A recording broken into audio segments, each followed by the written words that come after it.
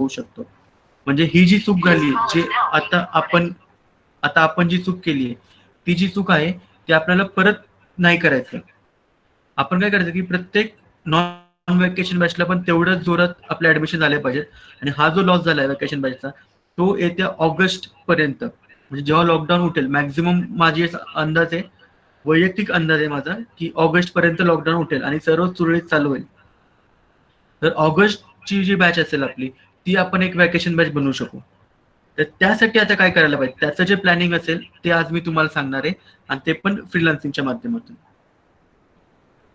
तर मित्रांनो, मी पुढे माझं सेशन चालू करतो फ्रीलान्सिंगचं. बेसिक ओव्हरव्ह्यू जो आहे तो मी तुम्हाला 10 मिनिटांमध्ये देतो, की इंडियामध्ये जे पोटेन्शियल आहे, त्या पोटेन्शियल नुसार 2025 पर्यंत अराउंड 20 मिलियन फ्रीलान्सर आपण क्रिएट करू शकणार आहे. 20 मिलियन फ्रीलान्सर इंडियामध्ये फक्त क्रिएट होणार आहेत 2025 पर्यंत. आणि त्याचं जर तुम्ही व्हॅल्युएशन पाहिलं तर ते अराउंड $1 बिलियन असणार आहे. म्हणजे $20 बिलियन आपण कमवू शकू थ्रू फ्रीलान्सिंग बाय 2025 असं. हे मी तुम्हाला का सांगतोय, कारण की आता सध्या जी आपली इकॉनॉमी आहे त्याच्यामध्ये काय होतंय की आता आपलं जेव्हा लॉकडाऊन असेल किंवा काही गोष्टी अडचणी झाल्या, जसं शेती असेल, कधी कधी पाण्याचा प्रॉब्लेम असतो, कधी कधी अतिवृष्टी होते, किंवा अशा बरेचसे फॅक्टर असतात, त्याच्यामुळे आपली इकॉनॉमी हॅम्पर होते. पण अशा वेळेस पण आपण नवीन इन्कम कसा जनरेट करू शकू, आपले मुलं जे आहेत ते तुमच्या गावामध्ये राहून पण कसा रोजगार मिळवू शकतील, ते फ्रीलान्सिंग माध्यमातून होऊ शकतं. आणि फ्युचरमध्ये आपण असं बघतोय की एक मोठ्या प्रमाणात विद्यार्थी फ्रीलान्सर बनणार आहेत. आणि ज्या प्रकारे आता गव्हर्नमेंटचे क्लासेस चालतात, एमपीएससी, युपीएससी, आयबीपीएस, पीओ वगैरे, अशा प्रकारे एवढ्या पोटेन्शियल मधले लोक जे आहेत ते फ्रीलान्सिंग मध्ये एंट्री करतात. तशा तशा प्रकारे फ्रीलान्सिंगचे पण क्लासेस येत्या काही वर्षात, म्हणजे 1 ते 2च वर्षामध्ये मोठ्या प्रमाणात सुरुवात होईल. तर एवढं मोठं पोटेन्शियल या फ्रीलान्सिंगच्या अपॉर्च्युनिटीमध्ये आहे.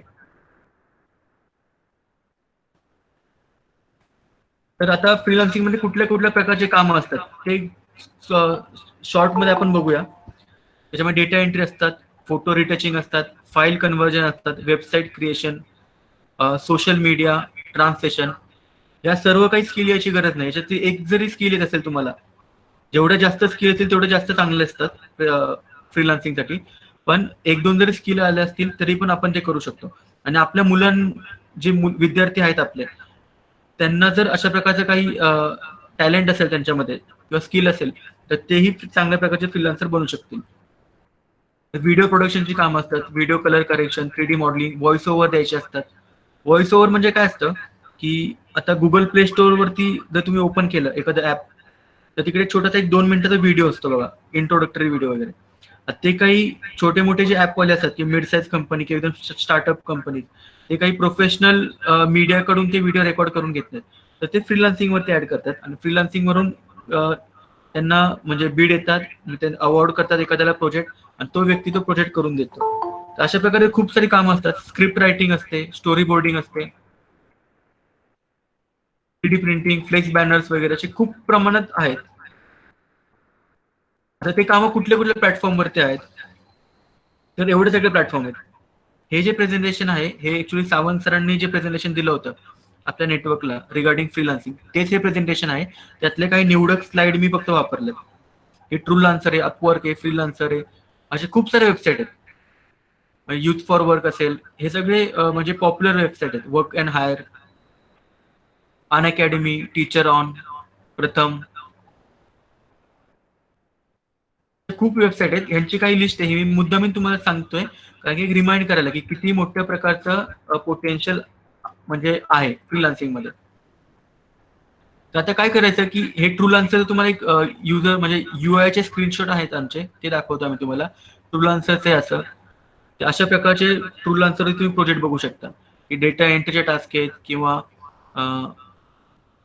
म्हणजे हा हे सगळे डेटा एंट्रीचेच आहेत ट्रू लान्सरवरचे. असे व्हॉइस ओव्हरचे काही प्रोजेक्ट्स आहेत, इंग्लिश टू हिंदी ट्रान्सलेशन, असे पण बरेचसे प्रोजेक्ट असतात. हे freelancer.com वरती व्हॉइस ओव्हर द्यायचं. वेब डेव्हलपमेंटचे पण प्रोजेक्ट असतात.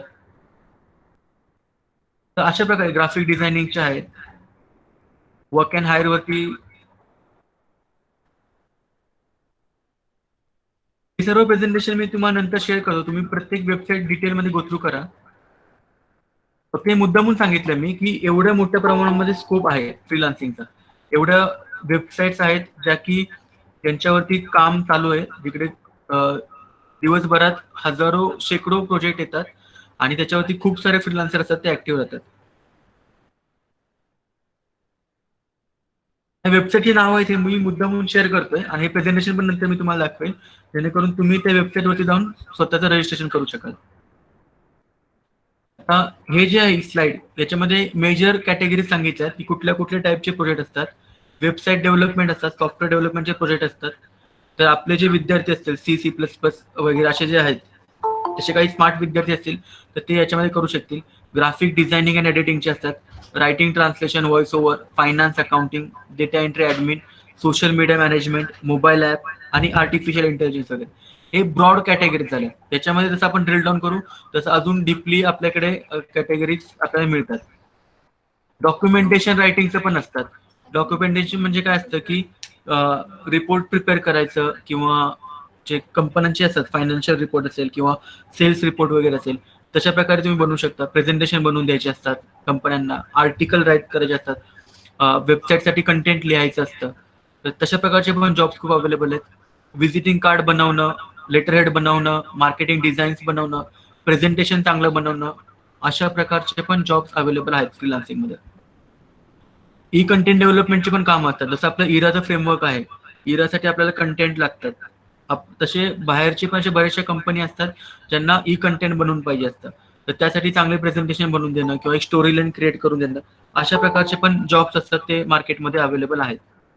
रेझ्युम बिल्ड करायचे पण खूप चांगल्या प्रमाणात जॉब अवेलेबल आहेत मार्केटमध्ये, की कशा प्रकारे, कारण की त्यांना रेझ्युमेमध्ये काही लोकांना फिनिशिंग करून हवं असतं. त्यांचा जो रेझ्युमे तो अजून चांगल्या पद्धतीने कसा बनवू शकू, तर त्यासाठी ते फ्रीलान्सिंगवरती प्रोजेक्ट पोस्ट करतात. किंवा काही लोक, त्यांना स्क्रॅच पासून रेझ्युमे बनवायचा असतो, एक चांगला वेगळा नवीन व्हिडिओ रेझ्युमे बनवायचा असतो, तर त्यासाठी पण बरेच प्रोजेक्ट फ्रीलान्सिंगवरती अवलंबून आहेत.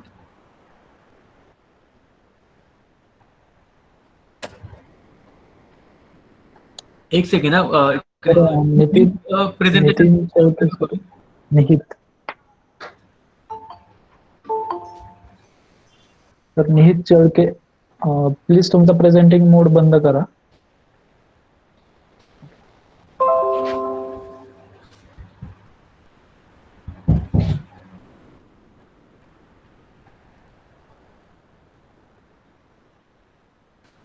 आपण पुढे जाऊया की अशा प्रकारे पण खूप साऱ्या अपॉर्च्युनिटी आहेत. तर ऑनलाईन म्हणजे आपली मुलं काय काय करू शकतात, आपले विद्यार्थी काय करू शकतात, आपण काय करू शकतो. तर रिमोट ऑनलाईन प्रोसेसिंग टास्क जे असतात, म्हणजे रिमोटली आपण काय काय डेटा प्रोसेसिंग असेल किंवा डेटा अनालिसिस असेल, ते आपण करू शकतो. बिल पेमेंट लोकल लेवलला आपली मुलं करू शकतील. वेबसाईट ई कॉमर्स असेल, गव्हर्नमेंट सर्व्हिसेस वगैरे, असे खूप सारे टास्क आहेत किंवा जॉब्स आहेत जे आपली मुलं फ्रीलान्सिंग मध्ये करू शकतील. आणि ह्या प्रेझेंटेशन मध्ये कसं आहे की अजून काही गोष्टी दिलेल्या आहेत की वेबसाईट डेव्हलपमेंट असेल तर त्याचं अर्निंग अराउंड कसं असतं की 10,000 ते 50,000 पर प्रोजेक्ट असं आहे. ग्राफिक डिझायनिंगचं 500 रुपयापासून 1 लाखापर्यंत जातात पर प्रोजेक्ट. हे सगळं स्किलवरती अवलंबून असतं की तुमच्यात जेवढ्या जास्त स्किल असेल चांगल्या, तेवढं जास्त तुम्हाला रिव्ह्यू रेटिंग मिळतात आणि तशा प्रकारे मग तुमची प्राइस जी असेल ती वाढू शकेल आणि वाढू शकता. आणि तशा प्रकारे तुम्ही चांगल्या मोठमोठे प्रोजेक्ट जे असतात चांगल्या लेवलचे ते तुम्ही करू शकता. असे जे असतात ग्राफिक डिझायनिंगचे एक्झाम्पल आहे की फोटो रिटचिंग असेल, फोटो ब्लर करायचा असेल, तर असे 100 रुपयापासून 50,000 पर्यंत जॉब्स अवेलेबल आहेत. ह्याचं एक एक्झाम्पल दाखवतो आम्ही की पहिल्यांदा हा एक जुना फोटो होता एका व्यक्तीचा. त्यांनी काय केलं त्या लेडीने की त्यांना रिटच करून हवा होता, तर आफ्टर मध्ये तुम्ही बघू शकता की त्यांनी जुना फोटोला पण त्यांनी व्यवस्थित बनवून दिलं. तर अशा प्रकारचे पण फोटो रिटचिंगचे पण जॉब जे आहेत ते फ्रीलान्सिंग मध्ये अवेलेबल आहेत. लोगो डिझायनिंग एक खूप मोठं प्लॅटफॉर्म आहे सध्या फ्रीलान्सिंग वरती, कारण की वेगवेगळे टूल्स आहेत लाईक कॅनवा, एक तुम्ही ऐकून असाल. तर अशा प्रकारचे वेबसाईट असतात ते तुम्हाला लोगो बनवून द्यायला वगैरे मदत करतात. तर अशा प्रकारच्या वेबसाईट वापरून, खूप वेबसाईट आहेत अशा वापरून आपण लोगो वगैरे क्रिएट करू शकतो आणि त्याच्यावरती पण खूप मोठ्या प्रमाणात प्रोजेक्ट अवेलेबल आहेत. लेयर ऍडजस्टमेंट असतात, त्याच्यावरती पण असं की थोडंसं फिल्टर्स वगैरे ऍड करायचे, चांगल्या प्रकारे कसं इमेज क्रिएट करू शकतो, तसे प्रोजेक्ट आहेत available. Writing, translation, voice over यांचे पण 100 रुपयापासून 15,000 रुपयापर्यंत जॉब अवेलेबल आहेत. डेटा एंट्रीचे 250 रुपयापासून चालू होतात. 250 रुपये ते 10,000 पर्यंत पर प्रोजेक्ट त्यांना पैसे मिळू शकतात. सोशल मीडिया मार्केटिंगचे आहेत, mobile app development, finance and accounting. तर हे मी तुम्हाला का सांगतोय की जेवढ्या चांगल्या प्रकारे तुमच्याकडे किंवा तुमच्या विद्यार्थ्यांकडे स्किल असतील तेवढ्याच चांगल्या प्रकारे तुम्हाला प्रोजेक्ट मिळू शकतात. आणि खूप म्हणजे ज्या लोकांनी प्रयत्न केला नाही अजून फ्रीलान्सिंग पोर्टलवरती त्यांना मी सांगेल की तुम्ही स्वतःहून प्रयत्न करा.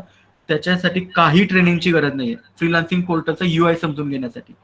कारण की फेसबुकचं काही तुम्हाला ट्रेनिंग दिलं होतं का कोणी? नाही. फेसबुक आपण स्वतःहून शिकलो. कारण की त्यांनी तसं UI तसं बनवलेला असतो जेणेकरून ऑटोमॅटिकली लोकांना समजेल. थोडंसं फक्त तुम्ही त्याच्यावरती टाइम स्पेंड केला की बऱ्यापैकी तुम्हाला आयडिया येते आणि बऱ्यापैकी चांगलं तुम्ही करू शकता. त्याच्यामध्ये काही रॉकेट सायन्स वगैरे नाहीये. तर तुम्ही सगळे फ्रीलान्सिंगचे वेबसाईट असते त्याच्यावरती तुम्ही जावा आणि स्वतःचं अकाउंट तुम्ही क्रिएट करा. अकाउंट क्रिएट करणं खूप सोपी गोष्ट आहे आणि आपण ते सर्वांनी केलंच पाहिजे. कमीत कमी 5 ते 7 वेबसाईटवरती तुम्ही अकाउंट तुमचं ओपन केलं पाहिजे आणि त्याच्यावरती तुम्ही ऍक्टिव्ह राहिलं पाहिजे. तेव्हा आपण कुठे चांगल्या प्रकारे फ्रीलान्सर करू शकू. आणि ते परत एकदा मी सांगतो ते रॉकेट सायन्स नाहीये. ते फक्त तुमची इन्व्हॉल्वमेंट पाहिजे असतात. जसं फेसबुकला तुम्हाला कोणी ट्रेन करायची गरज नाही पडली. सुरुवातीला जेव्हा तुम्ही फेसबुक ओपन केलं असेल पहिल्यांदा तेव्हा तुम्हाला थोडंसं अनइझी वाटलं असेल UI. पण 1-2 दिवसांना परत ते आपण कम्फर्टेबल वाटत जातो आपल्याला कारण बऱ्याचशा गोष्टी आपल्याला समजत जातात. सेम फ्रीलान्सिंगच्या अकाउंटवरती पण होतं. तुम्ही स्वतःहून प्रयत्न करा. हार्डली 1 ते 2 तास तुम्हाला समजणार नाही काय नाही ते. पण हळूहळू तुम्हाला त्या सगळ्या गोष्टी समजतील. तर हा माझा पहिला पार्ट मी इकडे संपवतो प्रेझेंटेशनचा. फास्ट जात असेल तर मला सांगा प्लीज तुम्ही.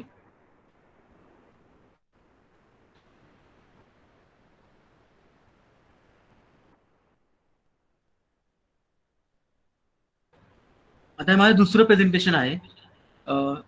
त्याच्यामध्ये मी तुम्हाला काही टिप्स अँड ट्रिक्स शेअर करणार आहे ज्याच्यामध्ये तुम्हाला कदाचित काही चांगले इनपुट मिळतील जेणेकरून तुम्ही फ्रीलान्सिंग वरती प्रोजेक्ट तुम्ही करू शकता. ठीक आहे.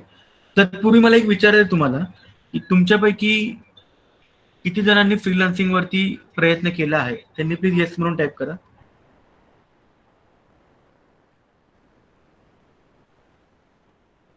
ओके. तर मलाही सांगा की तुम्हाला आतापर्यंत प्रोजेक्ट मिळाला का? तुम्ही एखादा तरी प्रोजेक्ट केलाय कम्प्लीट? अच्छा. 1-2 जणांनी येस टाईप केलंय आज मी आणि स्नेहा मॅम. बाकी सर्वांनी नो म्हणून टाईप केलेलं आहे. Okay. Shri Swami Samarth academy yes म्हणून टाईप केलं. हॅलो.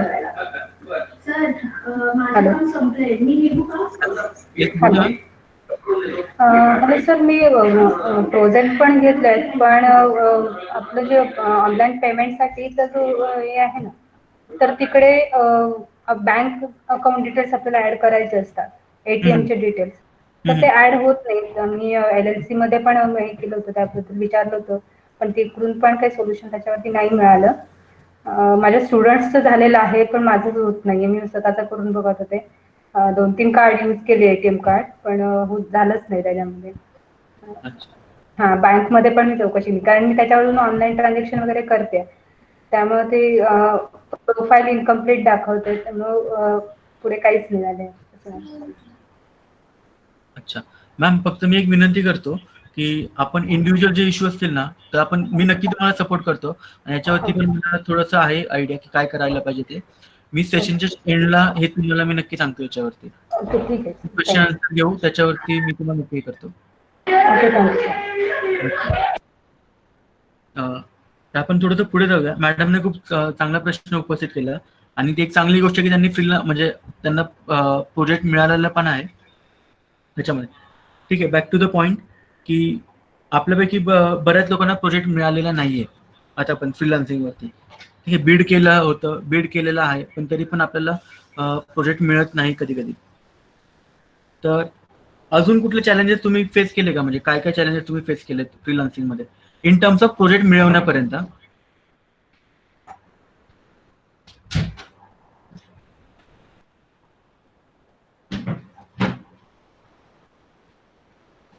चालेल, काही हरकत नाही. मी फक्त तुम्हाला एक थोडंसं अच्छा ठीक आहे. We have received one job of converting PDF image.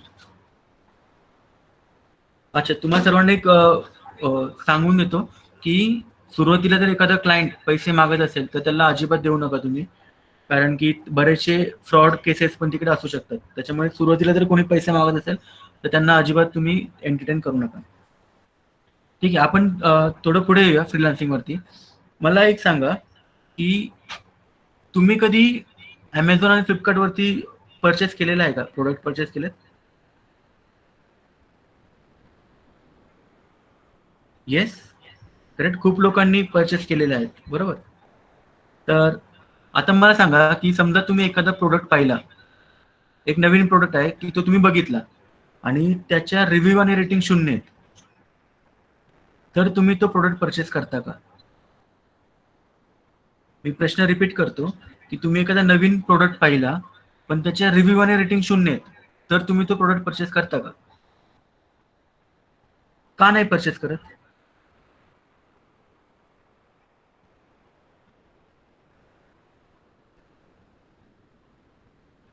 Okay, maximum लोक परचेस नाहीत करत, पण का नाही परचेस? कारण काय त्याचं? फॉल्टी, अश्युरिटी नसते, रिलायबिलिटी नसते, नॉट रिलायबल, बरोबर आहे. क्वालिटी बद्दल शंका असते, करेक्ट. म्हणजे थोडक्यात जर आपण सांगायचं म्हटलं की आपल्याला त्या प्रोडक्टवरती विश्वास नसतो आणि तो विश्वास नसल्यामुळे आपण तो प्रोडक्ट जो आहे तो आपण परचेस करत नाही आणि रिस्क नाही घ्यायची आपल्याला, बरोबर. आता भलेही ॲमेझॉन आणि फ्लिपकार्ट आपल्याला रिफंडची फॅसिलिटी असते किंवा रिप्लेसमेंटची फॅसिलिटी असते, तरी देखील आपण तो प्रोडक्ट परचेस करत नाही ज्याची रिव्ह्यू आणि रेटिंग 0 आहे, कारण की आपल्याला त्याच्यावरती विश्वास नसतो. त्याची रिव्ह्यू रेटिंग निगेटिव्ह मध्ये नाही, हे एक लक्षात घ्या, 0 आहे. म्हणजे आता पण तो कोणी परचेस केला नाही, पण तरी पण रिस्क नको म्हणून. आपण जर आता प्रोडक्ट परचेस केल्यानंतर काही फॉल्टी निघाला किंवा नंतर काही त्रास झाला वगैरे, तर परत कशाला, आपला वेळ पण फुकट जाईल, एफर्ट पण फुकट जातील, त्याच्यामुळे आपण त्या गोष्टीमध्ये पडत नाही आणि आपण ती गोष्ट करत नाही, बरोबर. तर फ्रीलान्सिंगच्या बाबतीत पण असंच होतं की सुरुवातीला आपली जे रिव्ह्यू आणि रेटिंग असते ते 0 असते आणि ते रिव्ह्यू आणि रेटिंग 0 असल्यामुळे काय होतं की क्लायंट जो आहे, जो फ्रीलान्सिंग पोर्टलवरती प्रोजेक्ट देतात, त्यांना आपल्यावरती लवकर विश्वास तयार होत नाही आणि त्याच्यामुळे ते आपल्याला प्रोजेक्ट द्यायला थोडेसे म्हणजे बॅकफूटवरती जातात. हेच मेन कारण आहे की तो विश्वास नसतो, क्लायंटला आपल्यावरती सुरुवातीला विश्वास नसतो आणि त्याच्यामुळे आपल्याला प्रोजेक्ट मिळायला खूप त्रास होतो. तुम्ही खूप बीड पण केलं असतील आतापर्यंत, खूप पोर्टलवरती ऍक्टिव्ह पण राहिला असेल वगैरे, तरी पण आपल्याला बीड म्हणजे प्रोजेक्ट मिळत नाही. पण हे कधीपर्यंत होतं? तर सुरुवातीला फक्त काही दिवस होतात. म्हणजे जेव्हा अमेझॉनचा प्रोडक्ट जेव्हा आपण इमॅजिन करतो की 0 रेटिंग असताना त्याला क्लायंट मिळत नाहीत, लवकर ऑर्डर येत नाहीत, पण त्याच रेटिंग 5 पर्यंत गेल्या, 10 पर्यंत गेल्या की मग त्याची फ्रिक्वेन्सी वाढते ऑर्डरची. मग त्यावेळी 50, 100, 200, 400, 500, 1000, 1500, 2000 असे जेव्हा ते काउंट वाढतो रिव्ह्यू आणि रेटिंगचा, त्यावेळेस त्याच्या ऑर्डर्स फटाफट ते सेल होतो तो प्रोडक्ट. आणि तो कशामुळे होतो? कारण की एवढ्या सगळ्या लोकांनी तो विश्वास दिला असतो आणि तशा प्रकारे तो विश्वास वाढत जातो. म्हणून फ्रीलान्सिंगच्या अकाउंटवरती पण कसं आहे की आपण ऑनलाईन मार्केटमध्ये आहोत आणि ऑनलाईन मार्केटमध्ये ना ते आपल्याला फिजिकली बघतात किंवा ते आपलं कधी इंटरॅक्शन झालेलं असतं, काहीच नसतं.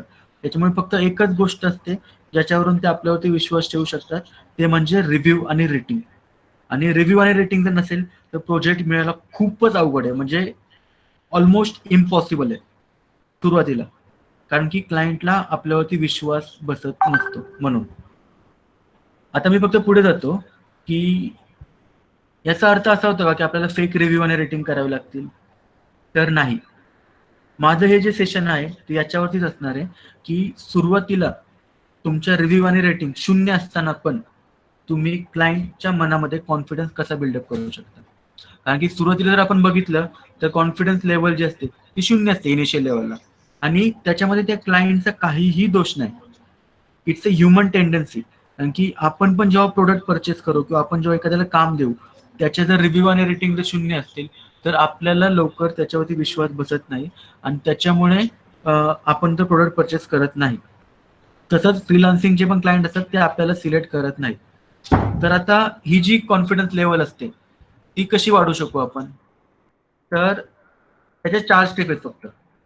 4 स्टेप जर आपण सिक्वेन्शियल जर आपण केल्या तर ती कॉन्फिडन्स लेवल वाढते. अशी कोणतीही स्टेप नाही ज्याच्यामुळे डायरेक्ट क्लायंटची कॉन्फिडन्स लेवल 100% पर्यंत जाते.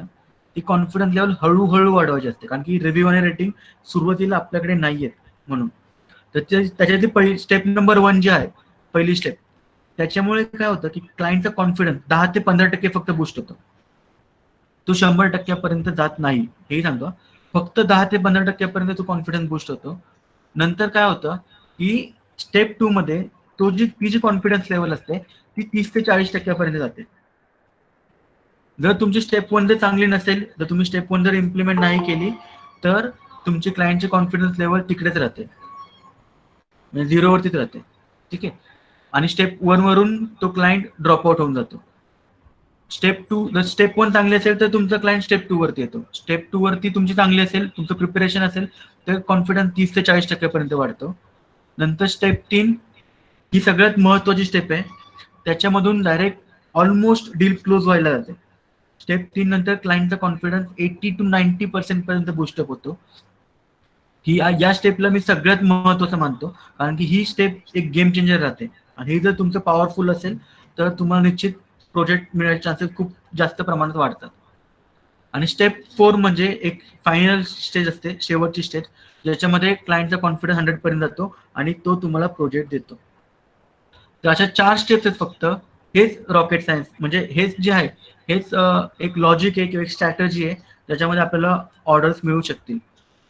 मित्रांनो, मी स्वतः 1 वर्षापासून मी याच्यामध्ये प्रयत्न करतोय की कशा पद्धतीने फ्रीलान्सिंग करता येईल वगैरे.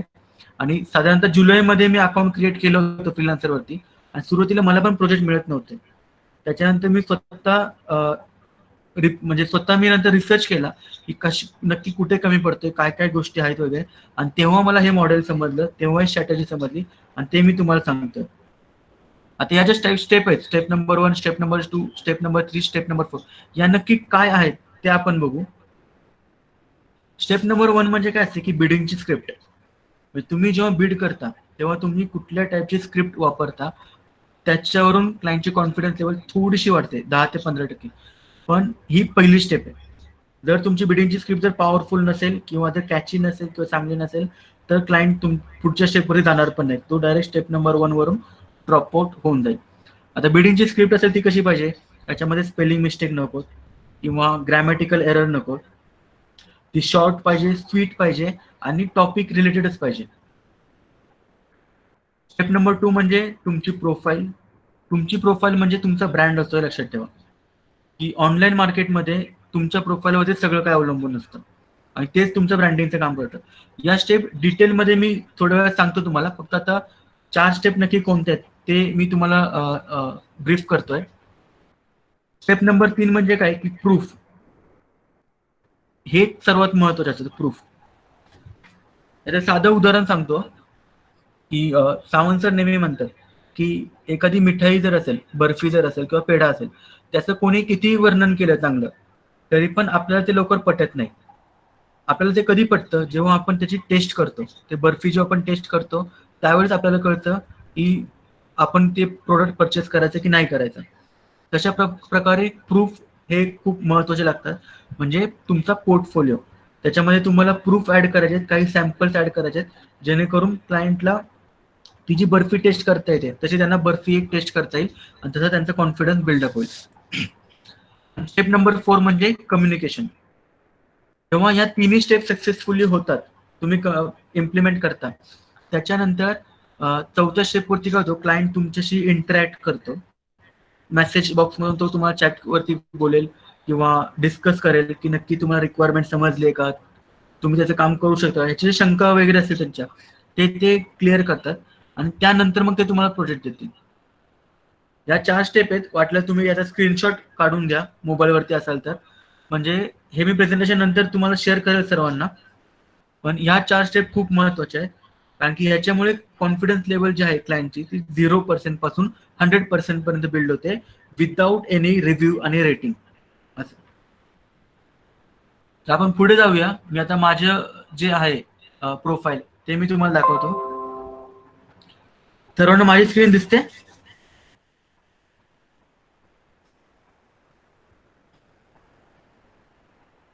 ओके. तरी माझी प्रोफाईल आहे, इकडे तुम्ही माझं नाव बघू शकता, आयडी माझा गरेंद्र म्हणून आहे.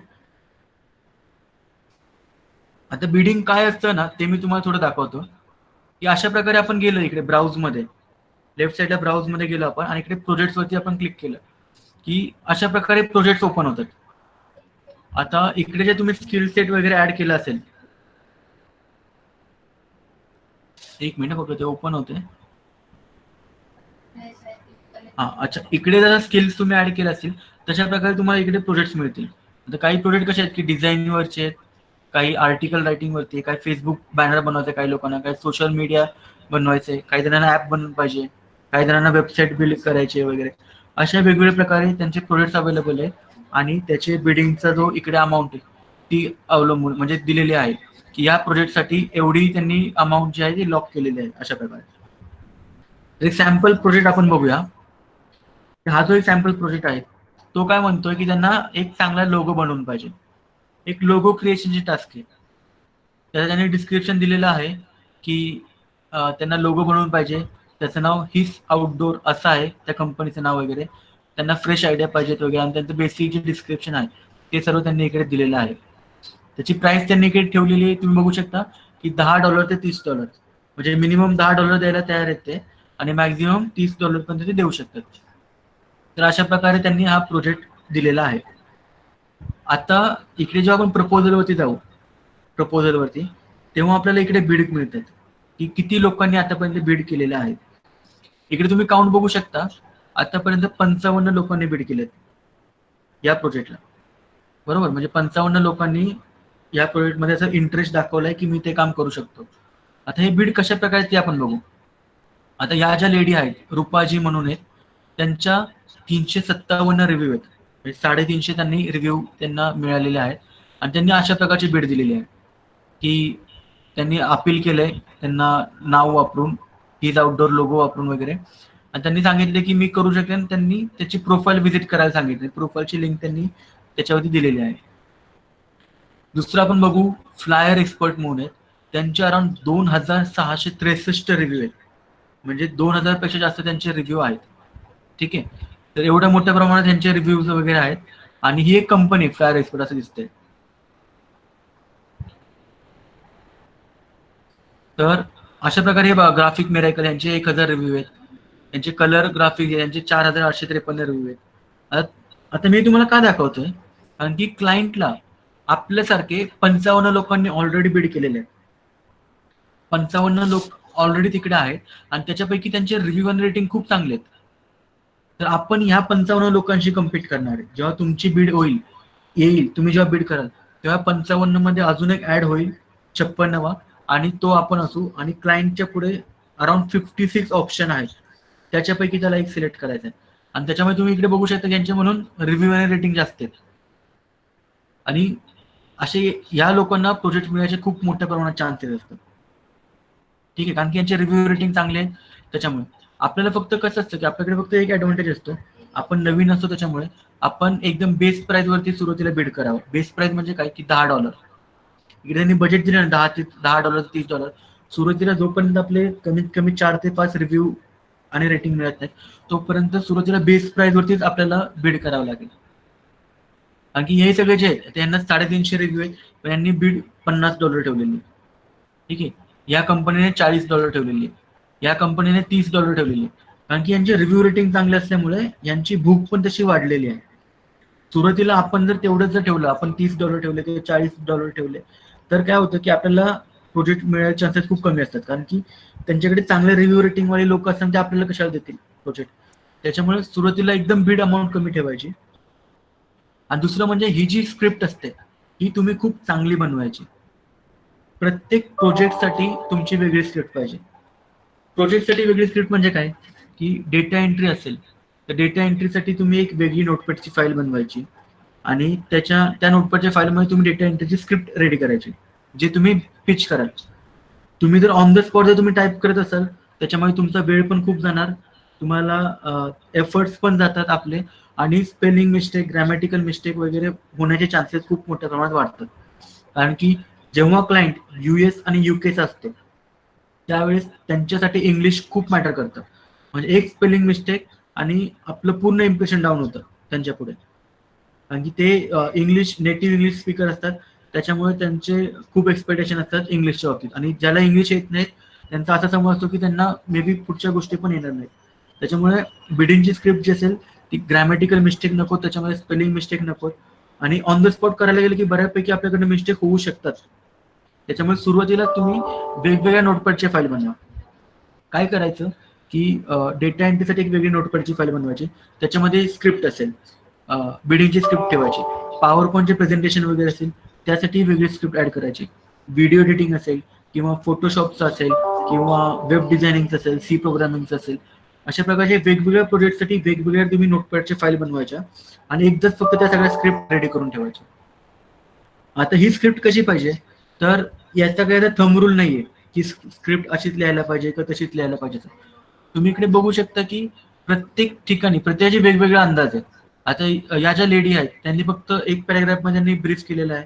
तर ही जी कंपनी आहे यांनी इकडे मोठं पॅराग्राफ दिल्यानंतर त्यांनी त्यांचा पोर्टफोलिओ दिलाय, वेबसाईट दिली आहे, आणि ऍडिशनली काही त्यांनी कॅशलाईन ऍड केलं की तुम्ही मला का सिलेक्ट करावं, आणि अनलिमिटेड रिव्हिजन देतात ते, फास्ट टर्न अराउंड टाइम आहे त्यांचा, एक्सलेंट कम्युनिकेशन वगैरे वगैरे. असं प्रत्येकाचा एक अंदाज वेगळा आहे. म्हणजे तुम्ही जेवढं बघाल तेवढं प्रत्येक जो फ्रीलान्सर आहे त्याचं काही ना काहीतरी वेगळं असतात, आणि प्रत्येकाच्या अंदाजानुसार, प्रत्येकाच्या गट फिलिंगनुसार, एक्सपिरियन्सनुसार ते बीड करतात. त्याच्यामुळे तुम्ही पण अशा प्रकारे बीड करायची आहे ज्याच्यामध्ये हे जे सगळे आपले अपोनंट आहेत, अपोनंट म्हणजे कॉम्पिटिशन जे आहे आपलं, अराउंड 55 लोक आहेत, बरोबर, 55 लोक जे आहेत त्यांच्यामध्ये आपली बीड जी आहे ती प्रोफेशनल वाटली पाहिजे आणि कॅची वाटली पाहिजे, की ते क्लायंटचं अटेन्शन तुम्हाला मिळू शकेल इथपर्यंत. अशीच फक्त आपल्याला बीड द्यायची. पहिलं अटेन्शन कशावरून मिळेल क्लायंटला, की तुम्ही प्राइस किती ठेवली. क्लायंट नेहमी कमी स्वस्तात बघतो, तर इकडे जर $10 ठेवले तर पहिल्यांदा क्लायंटचं अटेन्शन मिळेल. त्यानंतर तो तुमची बिडिंगची स्क्रिप्ट बघेल, आणि जर बिडिंगची स्क्रिप्ट अपिलिंग असेल, चांगली असेल, तर काय होईल, बिडिंगची स्क्रिप्ट जर चांगली असेल ना तर तुम्हाला प्रोजेक्ट मिळत नाही. फक्त बिडिंगची जर स्क्रिप्ट चांगली असेल तर क्लायंट काय करतात की तुमच्या प्रोफाईलवरती क्लिक करतात, आणि त्यांना अजून त्यांची बुक वाढते, त्यांना अजून तुमचं गोथ्रू करतात, आणि ते मग तुमच्या प्रोफाईलवरती जातात. असं म्हणजे मी जसं म्हटलं की स्टेप नंबर 1 काय आहे तुमची, तर बिडिंगची स्क्रिप्ट, आणि स्टेप नंबर 2 म्हणजे प्रोफाईल, तुमची प्रोफाईल. जर तुमची बिडिंगची स्क्रिप्ट जर चांगली असेल, हे सगळं डिटेल केलं जर तुमचं चांगलं असेल, तर मग तुमची प्रोफाईलवरती क्लायंट व्हिजिट करते. जर बिडिंगची स्क्रिप्ट चांगली नसेल तर क्लायंट डायरेक्ट स्किप करेल आणि दुसऱ्या फ्रीलान्सरकडे जाईल, आपल्याकडे तो परत बघणार पण नाही. तर अशा प्रकारे बिडिंग जी आहे ती सुरुवातीची पहिली स्टेप आहे आणि ती फार महत्वाची आहे, आणि त्याच्यामुळे क्लायंटचा सुरुवातीचा जो आहे कॉन्फिडन्स 10 ते 15% तो बिल्ड होतो. आता तुम्ही स्टेप नंबर 1 खूप चांगली इम्प्लिमेंट केली, तुम्ही अशा वेगवेगळ्या फाईल बनवल्या नोटपॅडच्या, आणि त्याच्यामध्ये प्रत्येकाच्या स्क्रिप्ट तुम्ही वेगवेगळ्या लिहिल्या, आणि त्याच्यानंतर आता आपण काय करायचं की प्रोफाईलकडे येऊया, आणि ते झाल्यावरती क्लायंट तुमच्या प्रोफाईलवरती येणार आहे. तर आता ही माझी एक प्रोफाईल आहे, हे मी तुम्हाला दाखवतो. आता मी माझी प्रोफाईल कशी बनवली बघा तुम्ही, ही सुरुवातीला एकदम कॅची लाईन दिलेल्या आहेत की माझं MBA मार्केटिंग झालंय, कॉर्पोरेट प्रेझेंटेशन आहे, बिझनेस प्लॅन आहे, बिझनेस स्ट्रॅटेजी वगैरे असं. म्हणजे मी थोडंसं निश लेवलचं मी ट्राय केलं होतं, कारण की अशा प्रकारचे प्रोजेक्ट फार कमी आहेत, बिझनेस प्लॅन बनवून द्यायचं किंवा बिझनेस स्ट्रॅटेजी बनवून द्यायची वगैरे. कारण की मला असं वाटलं होतं की अशा प्रकारच्या लोकांना कदाचित गरज नाही पडत फ्रीलान्सिंग वरती यायची, पण अशावरती पण मला प्रोजेक्ट मिळाले, आणि इकडे 3 रिव्ह्यू पण तुम्ही बघू शकता की 3 प्रोजेक्ट पण मी कम्प्लीट केले असं. तर हे जे आहे हे मी कसं केलं की कॅची लाईन त्यांना ऍड केले सुरुवातीला, माझी प्रोफाईल व्हिजिट केल्यावरती ते लोक इम्प्रेस झालेच पाहिजेत असं. आणि त्याच्यानंतर इकडे पण मी असं ऍड केलं की माझं MBA झालेलं आहे आणि मला 4+ इयर्सचा एक्सपिरियन्स पण आहे. आता हे मी मुद्दामून टाकलेलं आहे इकडे 4 इयर्सचा एक्सपिरियन्स. हे का टाकलेलं आहे, कारण की माझं फ्रीलान्सिंग मध्ये इकडे तुम्ही जॉईनिंग डेट बघू शकता, 6 जुलै 2019 दाखवतात, म्हणजे 6 जुलैला मी जॉईन झालो. मग फ्रीलान्सिंग जो आहे, जो क्लायंट आहे, तो जेव्हा माझी फ्रीलान्सिंगची प्रोफाईल व्हिजिट करेल तेव्हा त्याचा असा गैरसमज होऊ शकतो की हा नवीन माणूस आहे, हा नवीन व्यक्ती आहे, मग हा काम करेल की नाही करेल. म्हणून मी मुद्दाम इकडे टाकलं की मला 4+ इयर्सचा एक्सपिरियन्स आहे. म्हणजे क्लायंटला असं वाटायला की भलेही हा फ्रीलान्सिंग पोर्टलवरती नवीन आहे, पण याने ऑलरेडी बऱ्याच ठिकाणी कामं केलेली आहेत आणि त्यांना शेवटी काम होण्याचे मतलब असतं. त्यांना एकदा कॉन्फिडन्स तयार झाला, आपल्यावरती विश्वास तयार झाला, तर निश्चित ते आपल्याला काम देतात. पण तो कॉन्फिडन्स बिल्ड होण्यासाठी आपल्याला ह्या सगळ्या स्टेप्स आपल्याला कराव्या लागतात. म्हणून मी इकडे ऍड केलेलं आहे प्रोफाईलमध्ये. आणि इकडे काही असं डिस्क्रिप्शन पण ऍड केलेलं आहे बघा, की हायलाइट्स काय काय, बिझनेस स्ट्रॅटेजी कसे, म्हणजे मी काय काय स्किल ऍड करू शकतो असं शॉर्ट आणि क्रिस्प, म्हणजे तसं मी बनवून इकडे दिलेलं आहे. याचं कारण काय, की सगळं जर मी पॅराग्राफ मध्ये लिहायला लागलो तर क्लायंट तो वाचणार पण नाही, जो माझ्या प्रोफाईलवरती लँड होणार आहे तिथे गोष्टी बघणार पण नाही. म्हणून मी बुलेट पॉईंट्स मध्ये द्यायला बघितले, म्हणजे हॅशटॅग वापरले आणि तशा प्रकारे मी इकडे एक्सप्लेन करायला बघितले की काय काय गोष्टी मी करतो, काय काय गोष्टी मला येतात वगैरे असं. तर हे मी तुम्हाला काय सांगतो, ही जी स्टेप आहे याच्यावरून तुमचा कॉन्फिडन्स जो आहे म्हणजे क्लायंटचा 30 ते 40% बिल्ड होतो. हे कसं तेही तुम्हाला सांगतो. तुम्ही जेव्हा एखादी नवीन फेसबुकची प्रोफाईल बघता किंवा लिंक्डइनची प्रोफाईल बघता, त्यावेळेस जर तिथली इन्फॉर्मेशन इनकम्प्लीट असेल किंवा त्यांनी व्यवस्थित बारकाईने लक्ष देऊन जर त्यांनी बनवली नसेल, तर आपण काय विचार करतो की ही प्रोफाईल फेक आहे, ही जेन्युइन प्रोफाईल नाहीये. तसंच फ्रीलान्सिंगच्या प्रोफाईल बाबतीत पण होतं. जर तुम्ही तुमची प्रोफाईल मन लावून जर नाही बनवली, फक्त काहीतरी टाकायचं म्हणून टाकलं, 2-4 लाईन ऍड केले, फोटो ऍड केला वगैरे, तर मग ते तुमची एक डमी प्रोफाईल सारखं होऊन जातं. फेक प्रोफाईल जसं असतं ना फेसबुकवरती किंवा लिंक्डइनवरती, तशा प्रकारची ती प्रोफाईल बघतात. आणि मग क्लायंटचा 1 सेकंदासाठी जर त्या डोक्यात आलं की हा फेक आहे किंवा, तर क्लायंट काय करतो माहितीये का, इकडे वरती ऑप्शन दिसतो तुम्हाला क्लोज विंडोचा, हा क्लोज करतात ते डायरेक्टली आणि दुसरे जे आहेत फ्रीलान्सर त्याच्याकडे जाऊन ते त्याची प्रोफाईल व्हिजिट करतात. त्याच्यामुळे आपली प्रोफाईल जी आहे ना ती म्हणजे आपला ब्रँड आहे. एखाद्या कंपनीची पण जेव्हा तुम्ही वेबसाईट व्हिजिट करता आणि ती वेबसाईट कंपनीची एकदम रॉ लेवलची असेल, एकदम बेसिक लेवलची असेल, तर काय होतं की त्या कंपनीवरती आपल्याला विश्वास तयार नाही होत. आपल्याला असं वाटतं की ती कंपनी जी ती फेक असेल किंवा मॅल प्रॅक्टिस करत असेल किंवा स्पॅम करत असेल, अशा खूप काही शंका आपल्या डोक्यामध्ये येतात आणि ह्युमन टेंडन्सी येते. असं त्याच्यामध्ये मी कोणाला दोष नाही देत, पण अनप्रोफेशनल जर असेल ना तर तशा प्रकारे शंका येणं साहजिक आहे. आणि दुसरं एंडला कसं आहे की जर एखादी वेबसाईट नीटनेटकी असेल, खूप चांगल्या पद्धतीने बनवलेली असेल, तर डिस्क्रिप्शन चांगलं लिहिलंय, अबाउटच असेल किंवा आतमध्ये ज्या गोष्टी आहेत कॉन्टॅक्टस वगैरे ते सगळं व्यवस्थित दिले, कोणती लिंक ब्रोकन नाहीये वगैरे, तर आपल्या त्या कंपनीबद्दल एक वेगळं इमेज तयार होते की हा ही कंपनी चांगली आहे, विश्वास ठेवू शकतो असं. तसंच आपल्या प्रोफाईल बद्दल पण आहे, कारण की तो जो क्लायंट आहे त्याला आपल्याबद्दल काही माहित नाही. त्याला हे नाही माहित की आपण किती वर्षापासून आपण MSCIT करतो किंवा आपल्याकडे कोणत्या कोणत्या स्किल्स आहेत, स्किल सेट कुठला कुठला आहे, आपल्याला किती वर्षाचा एक्सपिरियन्स आहे, एक्सपर्टीज काय आहे, हे त्याला काही माहित नाहीये. त्याला फक्त एकच गोष्ट दिसते, ती म्हणजे तुमची प्रोफाईल. आणि तुमची प्रोफाईल जर चांगली नसेल तर तुमचा ब्रँड व्हॅल्यू नाहीये असं ते समजतात असं. त्याच्यामुळे तुमची प्रोफाईल जी आहे ती तुमचा ब्रँड आहे. बिडिंग केल्यावरती काय होतं की बिडिंग केल्यानंतर क्लायंट तुमच्या प्रोफाईलवरती येतो आणि जर प्रोफाईल जर चांगली नसेल तर डायरेक्ट तो विंडो क्लोज करतो. आणि जर प्रोफाईल चांगली असेल तर त्याचा कॉन्फिडन्स लेवल 30 ते 40% बूस्टअप होतं. म्हणजे ही फार महत्वाची गोष्ट आहे. म्हणून तुमची प्रोफाईल तुम्हाला क्रिएट करता आली पाहिजे. आता माझी जर प्रोफाईल तुम्ही नीट बघत असाल तर तुम्हाला असं वाटणारच नाही की प्रोफाईल फेक आहे म्हणून. कारण की एक ह्युमन इन्स्टिक्ट असतात, आपल्याला एक अंदाज येतो ही प्रोफाईल फेक आहे की जेन्युइन आहे असं. आणि ते कसं आहे की मी जेवढं मायन्यूट लेवलला जाऊन विचार करून ही प्रोफाईल बनवलेली आहे त्याच्यावरून लोकांना असं वाटत नाही की प्रोफाईल फेक आहे, ही जेन्युइनच प्रोफाईल वाटते. अशीच आपल्याला प्रोफाईल बनवायची. त्याच्यामुळे व्यवस्थित ऍड करायचं डिटेलमध्ये, तुम्हाला काय काय गोष्टी येतात ते ऍड करायचे आणि मायन्यूट लेवलच्या गोष्टी असतात ना, तुम्ही काय काय म्हणजे जास्त फापट पसारा नाही करायचा की सगळंच येतं म्हणून. म्हणजे स्पेसिफिक स्किल असतील ज्याच्यावरून तुम्हाला प्रोजेक्ट मिळू शकतात, तशा स्किल तुम्हाला हायलाइट तिकडे करता आलं पाहिजे. आणि अजून एक सांगतो मित्रांनो की ही फक्त एक वन टाइम इन्व्हेस्टमेंट आहे. एकदा फक्त तुम्हाला बसायचं आहे आणि 4 ते 5 तासामध्ये तुम्हाला तुमची प्रोफाईल बिल्ड करायची. आणखी ही जी प्रोफाईल असते हीच प्रोफाईल तुम्ही फ्रीलान्सर, ट्रूलान्सर, अपवर्क अशा म्हणजे जेवढ्या वेबसाईट आहेत त्या सगळ्यांमध्ये तुम्ही सेमच तुम्ही कंटेंट वापरू शकता प्रोफाईलमध्ये. तुम्हाला काही त्याच्यामध्ये चेंजेस करायची गरज नाहीये.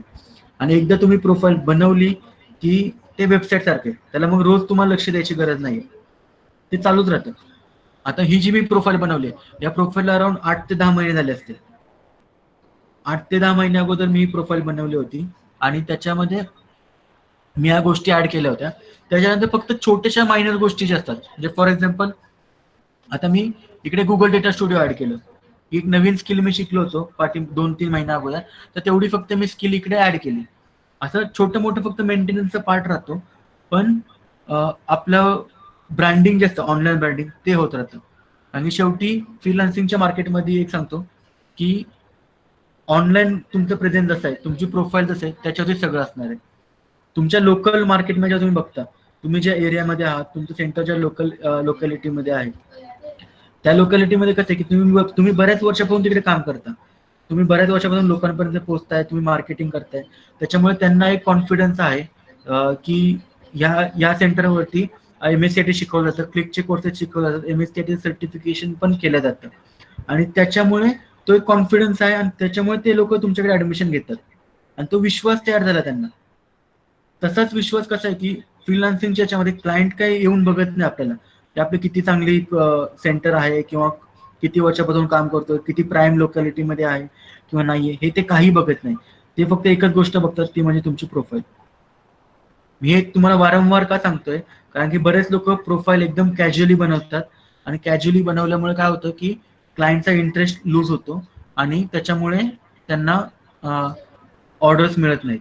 त्याच्यामुळे काय आपण धडपड करतो, सगळं काय करतो, पण या जर स्टेप जर आपण फॉलो नाही केला तर आपल्याला प्रोडक्ट मिळायचे खरं खूप अवघड होऊन जातं. बरं, इथपर्यंत सर्वांना समजलंय ना? मी फास्ट जात नाहीये ना?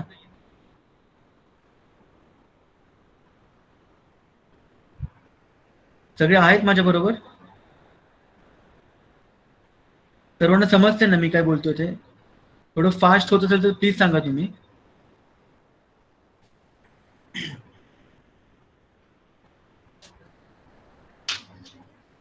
ठीक आहे, चालेल.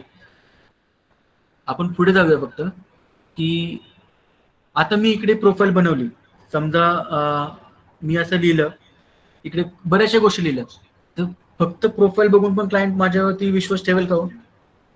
आणखी हे सगळं टेक्स्ट मध्ये तर लिहायचंय, सगळं टाईप तर करायचंय. मी इकडे काही टाईप करू शकतो की मला व्हिडिओ एडिटिंग पण येतं, मला पायथन लँग्वेज पण येते, सी प्रोग्रामिंग पण येतं, जावा पण येतं, .NET पण येतं, मी ऍक्टिंग पण करू शकतो, मी मिमिक्री पण करू शकतो. आता खूप काही गोष्टी मी इकडे लिहू शकतो. त्याच्यामुळे क्लायंटला तेवढं म्हणजे तो विचार करतो, इथे ज्या गोष्टी लिहिलेल्या आहेत या प्रोफाईल तर चांगली आहे, पण मी जे लिहिलंय त्याचं प्रूफ काय, हे सगळ्यात महत्वाचं असतं. आणि ते प्रूफ म्हणजे तुमचा पोर्टफोलिओ. हा पोर्टफोलिओ म्हणजे तुमचे प्रूफ आहेत की तुम्ही जे वरती काही लिहिलेलं आहे ते तुम्ही खरोखर करता की नाही करता. कारण की लिहायला काही लिहू शकतात लोक, हेही तुम्हाला सांगतो. तुम्ही मिठाईच्या दुकानामध्ये गेला तर मिठाईवाला तुम्हाला काही सांगेल की मला हे पण म्हणजे मिठाई इतकी चांगले, ते चांगले, हा पदार्थ वापरलाय, ते तेल वापरलंय वगैरे, असं खूप काही सांगू शकतात. पण आपण त्याच्यावरती विश्वास ठेवू शकतो का? तर नाही. आपण जेव्हा ते टेस्ट करू तेव्हा आपल्याला विश्वास पडतो, कारण की सांगताना लोक काही सांगतात. तशा प्रकारे ही जी प्रोफाईल आहे याच्यावरून आपल्याला प्रोजेक्ट मिळतो का? तर नाही मिळत. तर या स्टेपवरून म्हणजे प्रोफाईलवरून कॉन्फिडन्स लेवल 30 ते 40% पर्यंत जाते. आणि त्याच्यानंतर जो बनतो, त्याच्यानंतरची सगळ्यात महत्वाची स्टेप म्हणजे तुमचा पोर्टफोलिओ. कारण की पोर्टफोलिओ तुम्ही बघू शकता की क्लायंटचा कॉन्फिडन्स लेवल अराउंड 80 to 90% पण बिल्डअप होता याच्यामध्ये. म्हणजे जवळपास डील क्रॅक होते इथे 80 to 90%, म्हणजे तुम्ही समजून झालं. आता पोर्टफोलिओ कसं आहे ते आपण बघूया. मी पोर्टफोलिओ मध्ये काय ऍड केलं, एक सॅम्पल फक्त दाखवतो तुम्हाला. आता फोटो एडिटिंग, आता हा फोटो एडिटिंगचा सॅम्पल आहे. त्याच्यामध्ये मी काय केलं की रिमूव्ह बॅकग्राऊंड टूल वापरून अशी बॅकग्राऊंड रिमूव्ह केली आहे. आता रिमूव्ह बॅकग्राऊंड जे टूल आहे हे पण मी तुम्हाला सांगतो की बऱ्याच लोकांना हे टूल माहित नाहीये. तुमच्यापैकी कोणी वापरले का रिमूव्ह बॅकग्राऊंड टूल? वापरलं तर येस म्हणून टाईप करा जर रिमूव्ह बॅकग्राऊंडचं टूल. करेक्ट, बऱ्यापैकी लोकांनी वापरलेलं आहे. तर त्याच्यावरून तुम्हाला अंदाज आहे की ही जर बॅकग्राऊंड रिमूव्ह करायची असेल तर हार्डली 10 ते 15 सेकंड लागतात बॅकग्राऊंड रिमूव्ह करायला, बरोबर. आणि अशा प्रकारे मी माझा फोटो एडिटिंगचा पोर्टफोलिओ बनवलाय. अशा प्रकारे बॅकग्राऊंड मी रिमूव्ह करू शकतो. असे काही सॅम्पल्स ऍड केलेत. इकडे कारचे काही इमेजेस आहेत, त्याचे बॅकग्राऊंड रिमूव्ह करून मी एक नवीन बॅकग्राऊंड ऍड केलेले आहे. तर हे कसं आहे की हे सगळं फोटो एडिटिंगसाठी वापरलंय. आता याचा फायदा काय होतो की जेव्हा एखादा क्लायंट आहे तो जेव्हा एखादा माझ्या प्रोफाईलवरती लँड होईल, जेव्हा तो माझा पोर्टफोलिओ बघेल आणि त्याचा प्रोजेक्टची डिफिकल्टी लेवल, त्याच्या प्रोजेक्ट जो आहे क्लायंटचा त्याची जी डिफिकल्टी लेवल आहे ती जर ह्या आउटपुट प्रमाणे असेल तर काय होतं, तर निश्चित क्लायंटला आपल्यावरती कॉन्फिडन्स बिल्डअप होतो आणि त्याच्यानंतर मग ते आपल्याला म्हणजे पुढचं जे आहे कम्युनिकेशन म्हणा हे म्हणा ते करू शकतील. पण जर मी इकडे सॅम्पल नसेल ठेवले फोटो एडिटिंगचं तर ते क्लायंटला कळणारच नाही की मला कितपर्यंत येतं. मला येतं फोटो एडिटिंग ते मी लिहिलेलं आहे प्रोफाईल समरीमध्ये, पण त्याचं प्रूफ काय, तर हा पोर्टफोलिओ म्हणजे हे माझं प्रूफ आहे. आणि पोर्टफोलिओ बद्दल मी अजूनही तुम्हाला सांगतो की बऱ्याच लोकांचा एक गैरसमज काय असतो की तुम्हाला एखादा प्रोजेक्ट मिळेल, मग तुम्ही ते प्रोजेक्ट कम्प्लीट कराल आणि मग त्याचं आउटपुट जे आहे ते तुम्ही पोर्टफोलिओमध्ये ऍड करेल. तर असं नाहीये. पोर्टफोलिओ म्हणजे काय असतं की तुम्हाला जे स्किल येतात त्याचं एक सॅम्पल वर्क तुम्ही फक्त तिकडे करून ठेवायचं. म्हणजे बर्फीचा एक तुकडा तिकडे ठेवून द्यायचा टेस्ट करायला क्लायंटला असं. आता एक पुढे जाऊया आपण. इकडे एक न्यू प्रोडक्ट लॉन्चचं एक प्रेझेंटेशन आहे. मी वरती असं इकडे लिहिलेलं आहे की मला प्रेझेंटेशन स्पेशलिस्ट आहे म्हणून, बरोबर. तर त्याचा एक मी प्रेझेंटेशनचा एक पोर्टफोलिओ आहे. ते पण मी तुम्ही इकडे बघा इकडे सॅम्पल म्हणून लिहिलंय मी. सॅम्पल असं नाही की मी माझा आउटपुट बनवलंय. आउटपुटचा त्याचा काही संबंध नाही. मी स्वतःहून एक काही प्रोजेक्ट घेतले, एक पीपीटी बनवला आणि त्याचं एक सॅम्पल बनवलं. तेही सॅम्पल मी तुम्हाला दाखवतो.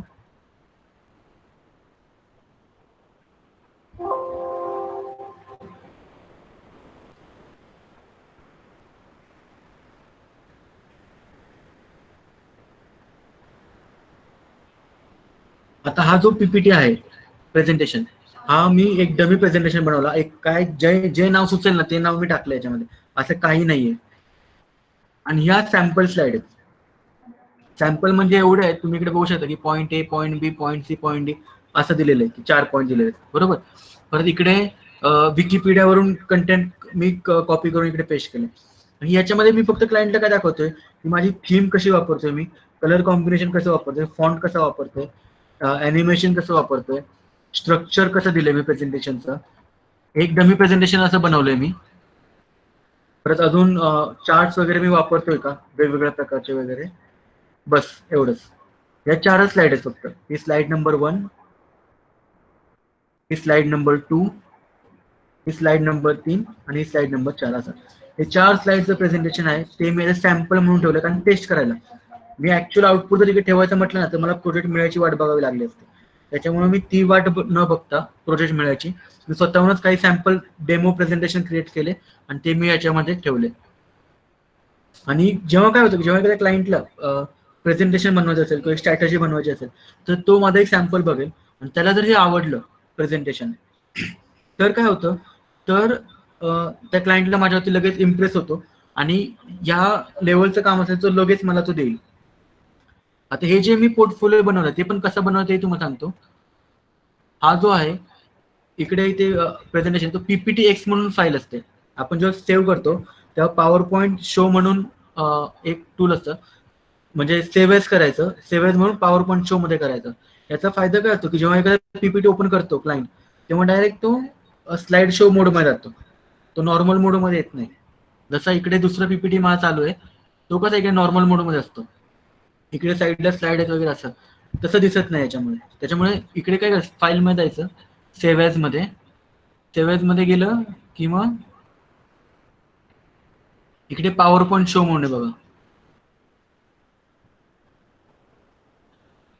इथे पॉवर पॉईंट शो म्हणून आहे असं. इकडे तुम्ही पॉवर पॉईंट शो म्हणून तुम्ही ते सेव्ह करायचं जेणेकरून डायरेक्ट तो प्रेझेंटेशन मोडमध्ये तो चालू होतो. तर आता मला सांगा, असे जर तुम्हाला प्रेझेंटेशनचे जर सॅम्पल बनवायचे असतील साधारणतः किती वेळ लागू शकतो एक प्रेझेंटेशनचा सॅम्पल बनवायला?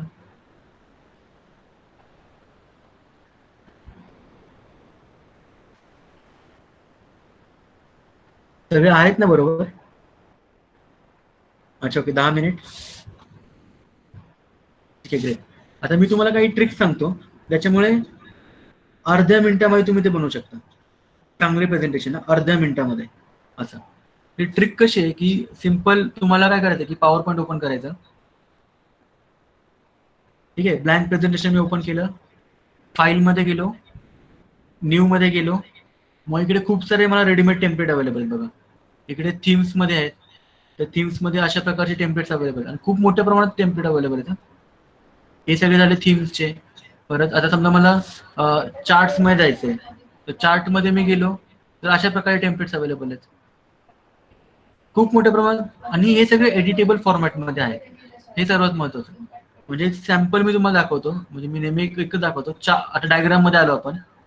डायग्राम मध्ये आलो की डायग्राम मध्ये माझे खूप सारे प्रेझेंटेशन आहेत. त्याच्यातलं मी फक्त एक सॅम्पल प्रेझेंटेशन घेतो, हे वालं सॅम्पल स्लाइड. आता मी इथे काय करतो की अशी स्लाइड आहे, तर इथे मी MSCD टाईप केलं, हे क्लिक टाईप केलं, इकडे BSc मी टाईप केलं.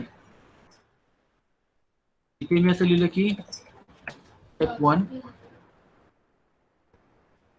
Step 2, step 3. ठीक आहे. आता इथे मी काय लिहितो की करिअर पाथ, आणि इकडे मी तुमच्या सेंटरचं नाव लिहितो, एबीसी कम्प्युटर एज्युकेशन. आता तुम्ही बघा किती सुंदर स्लाइड बनली, हार्डली 5 ते 10 सेकंदामध्ये. हे कसं झालं की रेडीमेड टेम्पलेट जे आहेत ते अवेलेबल आहेत आपल्या याच्यामध्ये, आणि ते रेडीमेड टेम्पलेट वापरून आपण आपले चांगले आउटपुट जे आहेत ते आपण बनवू शकू. ठीक आहे. आता हे फक्त डायग्राम वरतीच आहेत का, तर नाही. आता आपण अजून एक सॅम्पल बघू. न्यू मध्ये आपण आलो आणि बिझनेस मध्ये येऊया आपण. आता बिझनेस मध्ये पण असे खूप सारे टेम्पलेट्स अवेलेबल आहेत बघा. एक सॅम्पल फक्त प्रेझेंटेशन घेऊया आपण पिच डेस्कचं. आता याच्यामध्ये तुम्ही बघू शकता की असे रेडीमेड टेम्पलेट अवेलेबल आहेत. आता डेटा जे आहेत, चार्ट्स वगैरे आहेत, हे पण तुमच्याकडे असे अवेलेबल आहेत. तुम्ही इकडे असं देऊ शकता की हे जे आहे फक्त एडिटिंग करायचं. एबीसी कम्प्युटर झालं. इकडे तुमचं आता समजा आपण MSCIT केलं, इकडे क्लिक टाईप केलं, इकडे डिप्लोमा टाईप केलं. अशा प्रकारे फक्त एडिट करायचं बस, बाकी काहीच नाही, आणि एक चांगल्या स्लाइड तुम्हाला मिळतील. हे मी तुम्हाला काय सांगतो, कारण की आपला जो पोर्टफोलिओ आहे तो एकदम प्रोफेशनल वाटलं पाहिजे. त्या प्रोफेशनलसाठी तुम्ही असे जे टेम्पलेट आहेत ते गो थ्रू करा. सगळे टेम्पलेट, खूप साऱ्या वेबसाईट पण आहेत वेगवेगळ्या, त्याच्यामध्ये तुम्हाला फ्रीमध्ये टेम्पलेट पण मिळतात. तर तशा प्रकारे वेबसाईटमध्ये जाऊन तुम्ही तुमचे टेम्पलेट जे आहेत ते बनवायचे. आणि an number of template available आहे, खूप आहेत. त्याच्या चांगल्या स्लाइड तुम्ही घेऊ शकता. त्याच्यापैकी मग तुम्ही असं फक्त डेटा एडिट करायची, तुम्ही फोटो तुमच्या याचे एडिट करू शकता. तर मी हा फोटो डिलीट केला, इकडे मी एक नवीन फोटो ऍड करू शकतो, म्हणजे माझा वगैरे फोटो असं मी कोणाचा तरी ऍड करेल, इकडे मी माझं खाली नाव वगैरे टाकेल, आणि चांगली स्लाइड एक तयार झाली की टीमची, म्हणजे माझी टीम काय काय किंवा टीम मेंबर काय, अशा प्रकारे. तर असे टेम्पलेट जे आहेत पॉवर पॉईंट प्रेझेंटेशनचे ते खूप आहेत. इन्फोग्राफिक्स म्हणून पण एक आहे टूल, त्याच्यामध्ये ब्रोशर्स वगैरे जे असतात तसे इन्फोग्राफिक असे पण रेडीमेड एडिटेबल डेटामध्ये खूप सारे अवेलेबल आहेत. एक फॉर एक्झाम्पल बिग डेटा, आपण हे बघू एक एक्झाम्पल याच्यामध्ये. आता इथे आपण काय करू, बिग डेटाच्या ऐवजी आपण इथे काय लिहू, सायन्स कॉम्पिटिशन. आता मी फक्त असं लिहिलं, सायन्स कॉम्पिटिशन लिहिलं एक एक्झाम्पल म्हणून, आणि इकडे मग मी असं काहीतरी डेटा वगैरे एडिट करू शकतो. असं कुठलं एव्हरी मिनिटच्या इकडे फक्त असं मी MSCIT लिहिलं. तर अशा प्रकारे एक चांगलं ब्रोशर पण तयार होतं लगेच इमिडिएटली, बाई काहीच नाही. इकडे तुम्ही MSCIT, इकडे तुम्ही तुमच्या सेंटरचं नाव लिहू शकता, इकडे सेंटरचं अबाउट अस वगैरे असं कॉपी करू शकता, इकडे कॉन्टॅक्ट अस तुम्ही कॉपी करू शकता, आणि चांगला हे PDF मध्ये सेव्ह करायचं. बस झालं, सिम्पल. आता हे फक्त पॉवर पॉईंट मध्ये अवेलेबल आहेत का असे टूल्स, तर नाही. वर्ड मध्ये पण जाल तुम्ही, तर वर्ड मध्ये पण तुम्हाला खूप साऱ्या गोष्टी अवेलेबल आहेत. त्याचे काही सॅम्पल बघू आपण. आता वर्ड मध्ये मी ब्लँक वर्ड मध्ये आलो, आता फाईल मध्ये आलो, मी इकडे न्यू मध्ये आलो. आता इकडे खूप आहेत बघा. आता एक्झाम्पल म्हणून मी आहे ना रेझ्युमे आणि कव्हरिंग लेटर घेतो, की असे जॉब खूप आहेत रेझ्युमे आणि कव्हरिंग लेटरचे. हे सगळे रेझ्युमेचे टेम्पलेट आहेत याच्यामध्ये फक्त, आणि हे सगळे एडिटेबल फॉर्मॅट मध्ये ना. एक मी माझं एक एक्झाम्पल ओपन करतो. समजा आता मी हा एक ओपन केलं, इकडे फक्त असं दिलं बघा, फर्स्ट नेम दिले. तर फर्स्ट नेम मध्ये मी काय टाईप केलं, गरेंद्र. इकडे राऊत. जॉब टायटल मी दिलं MK सेल. इकडे मी काय करेल की छोटं मग फक्त माझं डेटा वगैरे दिला तर फोन नंबर आहे इकडे, फोन नंबर इकडे मी ऍड करेल जो हवा तो असा इकडे ईमेल ऍड केला, इकडे वेबसाईट ऍड केली बघा असं, आणि एक चांगला माझा रेझ्युमे तयार झाला. काही जास्त काय करायची गरज नाही. इकडे मला फोटो हा नसेल पाहिजे तर हा मी इकडे माझा फोटो ऍड करू शकतो किंवा मी हा पण ठेवू शकतो. एक चांगला रेझ्युमे आपण हार्डली 5 ते 10 मिनिटांमध्ये म्हणजे 1-2 मिनिटांमध्ये आपण तो क्रिएट करू शकतो असे. आणि असे खूप सारे टेम्पलेट अवेलेबल आहेत, फक्त याचेच नाहीत. तर आता आपण फ्लायर मध्ये येऊया. एक्झाम्पल फ्लायर मध्ये आला, असे पण बरेचसे आहेत जे एडिटेबल फॉर्मॅट मध्ये अवेलेबल आहेत. असं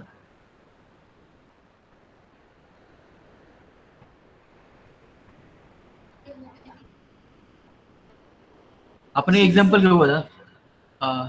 समजा आता हे एक टेम्पलेट घेतलं मी, इव्हेंट नेम म्हणून आहे, हे एक टेम्पलेट घेतलं. आता मी इकडे काय लिहू शकतो, ABC कम्प्युटर एज्युकेशन. ठीक आहे, म्हणजे तुमच्या सेंटरचं नाव जे असेल ते इकडे आपण टाईप करू शकतो असं. आणि इकडे जे काही गोष्टी ते फक्त एडिटेबल फॉर्मॅटमध्ये आपल्याला एडिट करायचे. आणि हे जेव्हा आपण PDF मध्ये सेव्ह करू तेव्हा हे जे बॅकग्राऊंड वगैरे आहे ते तुम्हाला एकदम हे बनवून मिळेल, म्हणजे लाईट कलर जे असतात वर्ड मधले ते PDF मध्ये केल्यावरती ते परत डार्क शेड येतो त्यांना. एक एक्झाम्पल बघू आपण.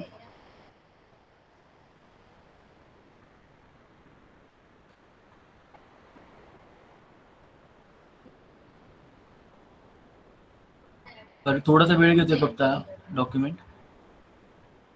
ठीक आहे, एनिवे आपण पुढे जाऊया. तर अशा प्रकारचे एन नंबर ऑफ टेम्पलेट जे आहेत ते तुम्ही ते करू शकता त्याच्यातून. असं एक्सेल मध्ये पण आहे का, एक एक्सेलचा आपण टेम्पलेट बघू. येस फ्रीलान्सिंग बद्दल बोलतो. इकडे बजेट म्हणून पण आहे, एक सॅम्पल बघा दाखवतो अजून एक शेवटचं. आता एक्सेलचं मी तुम्हाला काय दाखवतो कारण की हे सगळे टेम्पलेट जे आहेत ते तुम्हाला ऍड करायचे तुमच्या पोर्टफोलिओमध्ये. त्याच्या मी तुम्हाला टिप्स सांगतो आणि तुम्ही स्वतःहून जर करायला गेलं तर तुम्हाला खूप वेळ लागेल. त्यापेक्षा असे रेडीमेड जे टेम्पलेट आहेत ते तुम्ही ऍड करू शकता. इकडे PDF क्रिएट झाला बघा, मग जे आपण सेव्ह केलं होतं ABC कम्प्युटर एज्युकेशनचं, तर अशा प्रकारचे PDF तयार झालेलं आहे. एक्सेल मध्ये येऊया आपण. आता हे जे आहे बजेट टेम्पलेट, हे रेडीमेड टेम्पलेट अवेलेबल आहे आणि हे सगळे ग्राफ्स आहेत, हे इंटरलिंक आहेत. आणि आता मी ग्राफवरती जर चार्ट क्लिक केलं तर इकडे हे दिलेलं आहे बघा, लिंक केलेले आहेत याच्यावरती, फॉर्म्युला वगैरे लिंक केलेले आहेत. तर अशा प्रकारे हे रेडीमेड तुम्हाला अवेलेबल आहे सॅम्पल. हे मी तुम्हाला काय सांगतोय की तुम्ही जे टेम्पलेट असतील वर्ड, एक्सेल, पॉवर पॉईंट, थोडंसं स्मार्टली जर तुम्ही काम केलं तर निश्चितच तुम्हाला समरी बनवून मिळू शकते. आणि इकडे जो तुमचा पोर्टफोलिओ तो तुम्हाला ऍड करायचा आहे. एकच सेकंड, कोणाचं तरी माईक चालू आहे वाटतं. ओके, बंद झालं. तर अशा प्रकारे तुमचा जो हे जे आहे ना पोर्टफोलिओ, हा तुम्हाला ऍड करायचा आहे. ह्या पोर्टफोलिओमुळेच तुमचा क्लायंटचे कॉन्फिडन्स, जसं मी म्हटलं तुम्हाला की 80 to 90% पर्यंत वाढते, कारण की त्याला प्रूफ मिळतात ऍक्च्युली. आता हा पोर्टफोलिओ कसा पाहिजे, डेटा एंट्री असेल तुम्ही डेटा एंट्रीचा टाकू शकता पोर्टफोलिओ, मग त्याला एक प्रोसेस फोलिओ पण तुम्ही बनवून ठेवू शकता. असं काही नाहीये की ते वर्ड मध्येच पाहिजे किंवा PDF मध्येच पाहिजे वगैरे, असं काही नाहीये. तुम्ही कोणत्याही फॉर्मॅटमध्ये तुम्ही पोर्टफोलिओ तुम्ही अपलोड करू शकता. डेटा एंट्रीचे 1-2 सॅम्पल तुम्ही करा, एक्सेल असेल तर एक्सेलचे सॅम्पल करा, DTP येत असेल तुम्ही तर DTP तुम्ही सॅम्पल ऍड करा. अशा प्रकारे प्रत्येकाचे 2-2 सॅम्पल तर तुम्हाला ऍड करता आले पाहिजेत. आता काय होतं की हा जर तुमचा पोर्टफोलिओ जर चांगला असेल तर तुम्हाला प्रोजेक्ट मिळतात का, तर हो, तुम्हाला प्रोजेक्ट मिळायचे चान्सेस खूप चांगल्या प्रकारे वाढतात. त्याचं एक्झाम्पल देतो मी तुम्हाला. आता हे जे फ्रीलान्सिंगचा हा माझा एक मेसेज बॉक्स आहे. इकडे जे हे आहेत हे एजंट म्हणून काम करतात काही लोक, की मला ते लिंक पाठवतात की अशा प्रकारचा प्रोजेक्ट अवेलेबल आहे वगैरे असं. म्हणजे ग्राफिक डिझायनिंगचे प्रोजेक्ट अवेलेबल आहेत किंवा अजून कुठले लोगो डिझायनिंग वगैरे असं. कारण की या व्यक्तींनी माझी प्रोफाईल शॉर्टलिस्ट करून ठेवले आणि त्याच्यामुळे मला ते ऍड करतायत. बरोबर. तर सांगायचा उद्देश काय की आता हे स्पॅम आहे की नाही ते मला माहित नाही, हे सांगतो तुम्हाला. पण असे लोक येतात, म्हणजे प्रोजेक्ट जे आहेत ना ते ऑफर करतात लोक आपल्याला. आणि याचा अजून एक प्रूफ म्हणजे मी तुम्हाला एक दाखवतो, या व्यक्तीच दाखवतो मी तुम्हाला चॅट. या व्यक्तीने काय केलं तुम्ही बघा, की त्यांनी मला डायरेक्ट बीड अवॉर्ड केली सुरुवातीला. त्याने काही बोललं नाही, काय नाही, डायरेक्ट मला त्यांनी बीड अवॉर्ड केली आणि अराउंड 10 पाऊंडची बीड आहे.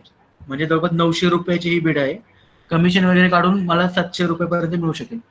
आता हे त्यांनी मला डायरेक्ट ऍड केले आणि हे जे लिहिले त्यांनी हे खूप महत्वाचं आहे. हे मी तुमच्यासाठी वाचून दाखवतो की hi Gary, I notice your profile and would like to offer my project. We can discuss any details over chat. म्हणजे त्यांनी त्या व्यक्तीने माझी प्रोफाईल बघितली, माझ्या प्रोफाईलमधून गो थ्रू केलं, त्याने माझं पोर्टफोलिओ बघितला. पोर्टफोलिओ मधले काही स्ट्रॅटेजीज आहेत, म्हणजे पेस्टल अनालिसिस किंवा सॉर्ट अनालिसिस वगैरे, असं मी एक बिझनेस स्ट्रॅटेजीचा पण मी हा एक पोर्टफोलिओ म्हणून प्रेझेंटेशन बनवून ठेवलंय. त्याच्यामध्ये हे फक्त साईज जास्त असल्यामुळे मी ते डाउनलोड नाही करत आहे, पण अशा प्रकारचं पण मी बनवून ठेवलेलं आहे. आणि हेच माझी प्रोफाईल बघून, माझा पोर्टफोलिओ बघून या व्यक्तीने मला डायरेक्ट बीड अवॉर्ड केली.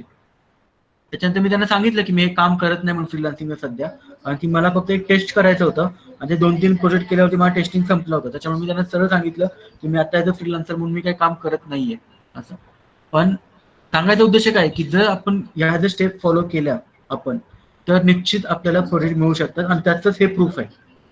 आता हा थोडंसं असेल की माझा लक चांगला असेल त्याच्यामुळे मला हे आलं असेल, पण तरी पण मला सांगायचं काय की जेव्हा क्लायंट माझ्या प्रोफाईलवरती लँड होतो तेव्हा तो कॉन्फिडन्स लेवल आपण कसं वाढवू शकतो, कशा प्रकारे करू शकतो, त्याच्यावरती हे सगळं आहे.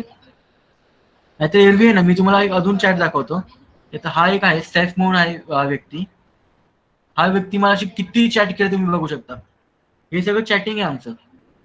त्याने पूर्ण शहानिशा केली अगोदर की मला जमतंय का, मला येतंय का की नाही येत वगैरे असं, आणि त्याच्यानंतर मग त्याने कॉल घेतला की मला प्रोजेक्ट द्यायचा की नाही द्यायचा असं. वेरॅज या व्यक्तीने मला डायरेक्ट प्रोजेक्ट ऑफर केला होता अगोदरच, आणि नंतर मग त्याने मला सांगितलं की माझी प्रोफाईल आवडली वगैरे. आणि ही प्रोफाईल पण आहे माझी. याच्यामध्ये अजून तुम्ही हे बघू शकता की खाली जर तुम्ही याल तर हे प्रोजेक्टचे रिव्ह्यू पण आहेत. मला काही लोकांनी रिव्ह्यू पण दिलेले आहेत. तर एका व्यक्तीने काय केलं की एडिटिंग पॉवर पॉईंट म्हणून दिलेलं आहे. त्याच्यावरती ते $20 हा प्रोजेक्ट होता. साऊथ कोरियाचे एक मॅथ्सचे प्रोफेसर आहे, गणित विषयाचे प्राध्यापक. त्यांना प्रेझेंटेशनवर त्यांचा एक्सपर्टीज नव्हती. मग त्यांनी काय केलं की डायरेक्टली एक टेम्पलेट टाईप वगैरे केलं, डेटा एंट्री केली होती प्रेझेंटेशनमध्ये पॉवर पॉईंटमध्ये, आणि त्याच्यानंतर त्यांनी मला प्रेझेंटेशन पाठवलं. त्यांना फिनिशिंग करायचं होतं फक्त, की ॲनिमेशन किंवा थोडंसं आर्टिस्टिक इफेक्ट वगैरे द्यायचा होता. हा एक सेफ म्हणून आहे. हे अबुधाबी टर्मिनल आहे.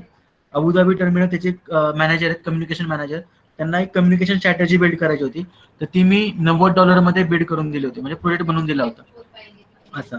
आता काय होतं की हे जे आहेत माझे रिव्ह्यू रेटिंग असतील किंवा माझा पोर्टफोलिओ असेल आणि माझे प्रोफाईल असतील, त्याच्यामुळे क्लायंटचा माझ्यावरती कॉन्फिडन्स बिल्डअप होतो. आणि हेच कारण आहे की कॉन्फिडन्स लेवल 100% वरती कशी येते सुरुवातीला असं. तर या 4 स्टेप आहेत, हे तुम्ही सर्वांनी फॉलो करा असं मला वाटतं. एक एक्झाम्पल म्हणून आपण काय करू की आपण काही फ्रीलान्सरचे प्रोफाईल आपण व्हिजिट करू की त्यांच्या प्रोफाईल कशा असतात वगैरे, कारण दुसऱ्याकडून आपण शिकलं पाहिजे. आता मी ब्राउज मध्ये गेलो, फ्रीलान्सर वरती आलो, तर मला हे सगळे जे आहेत हे सगळे फ्रीलान्सरचे प्रोफाईल मला विजिबल आहेत. आता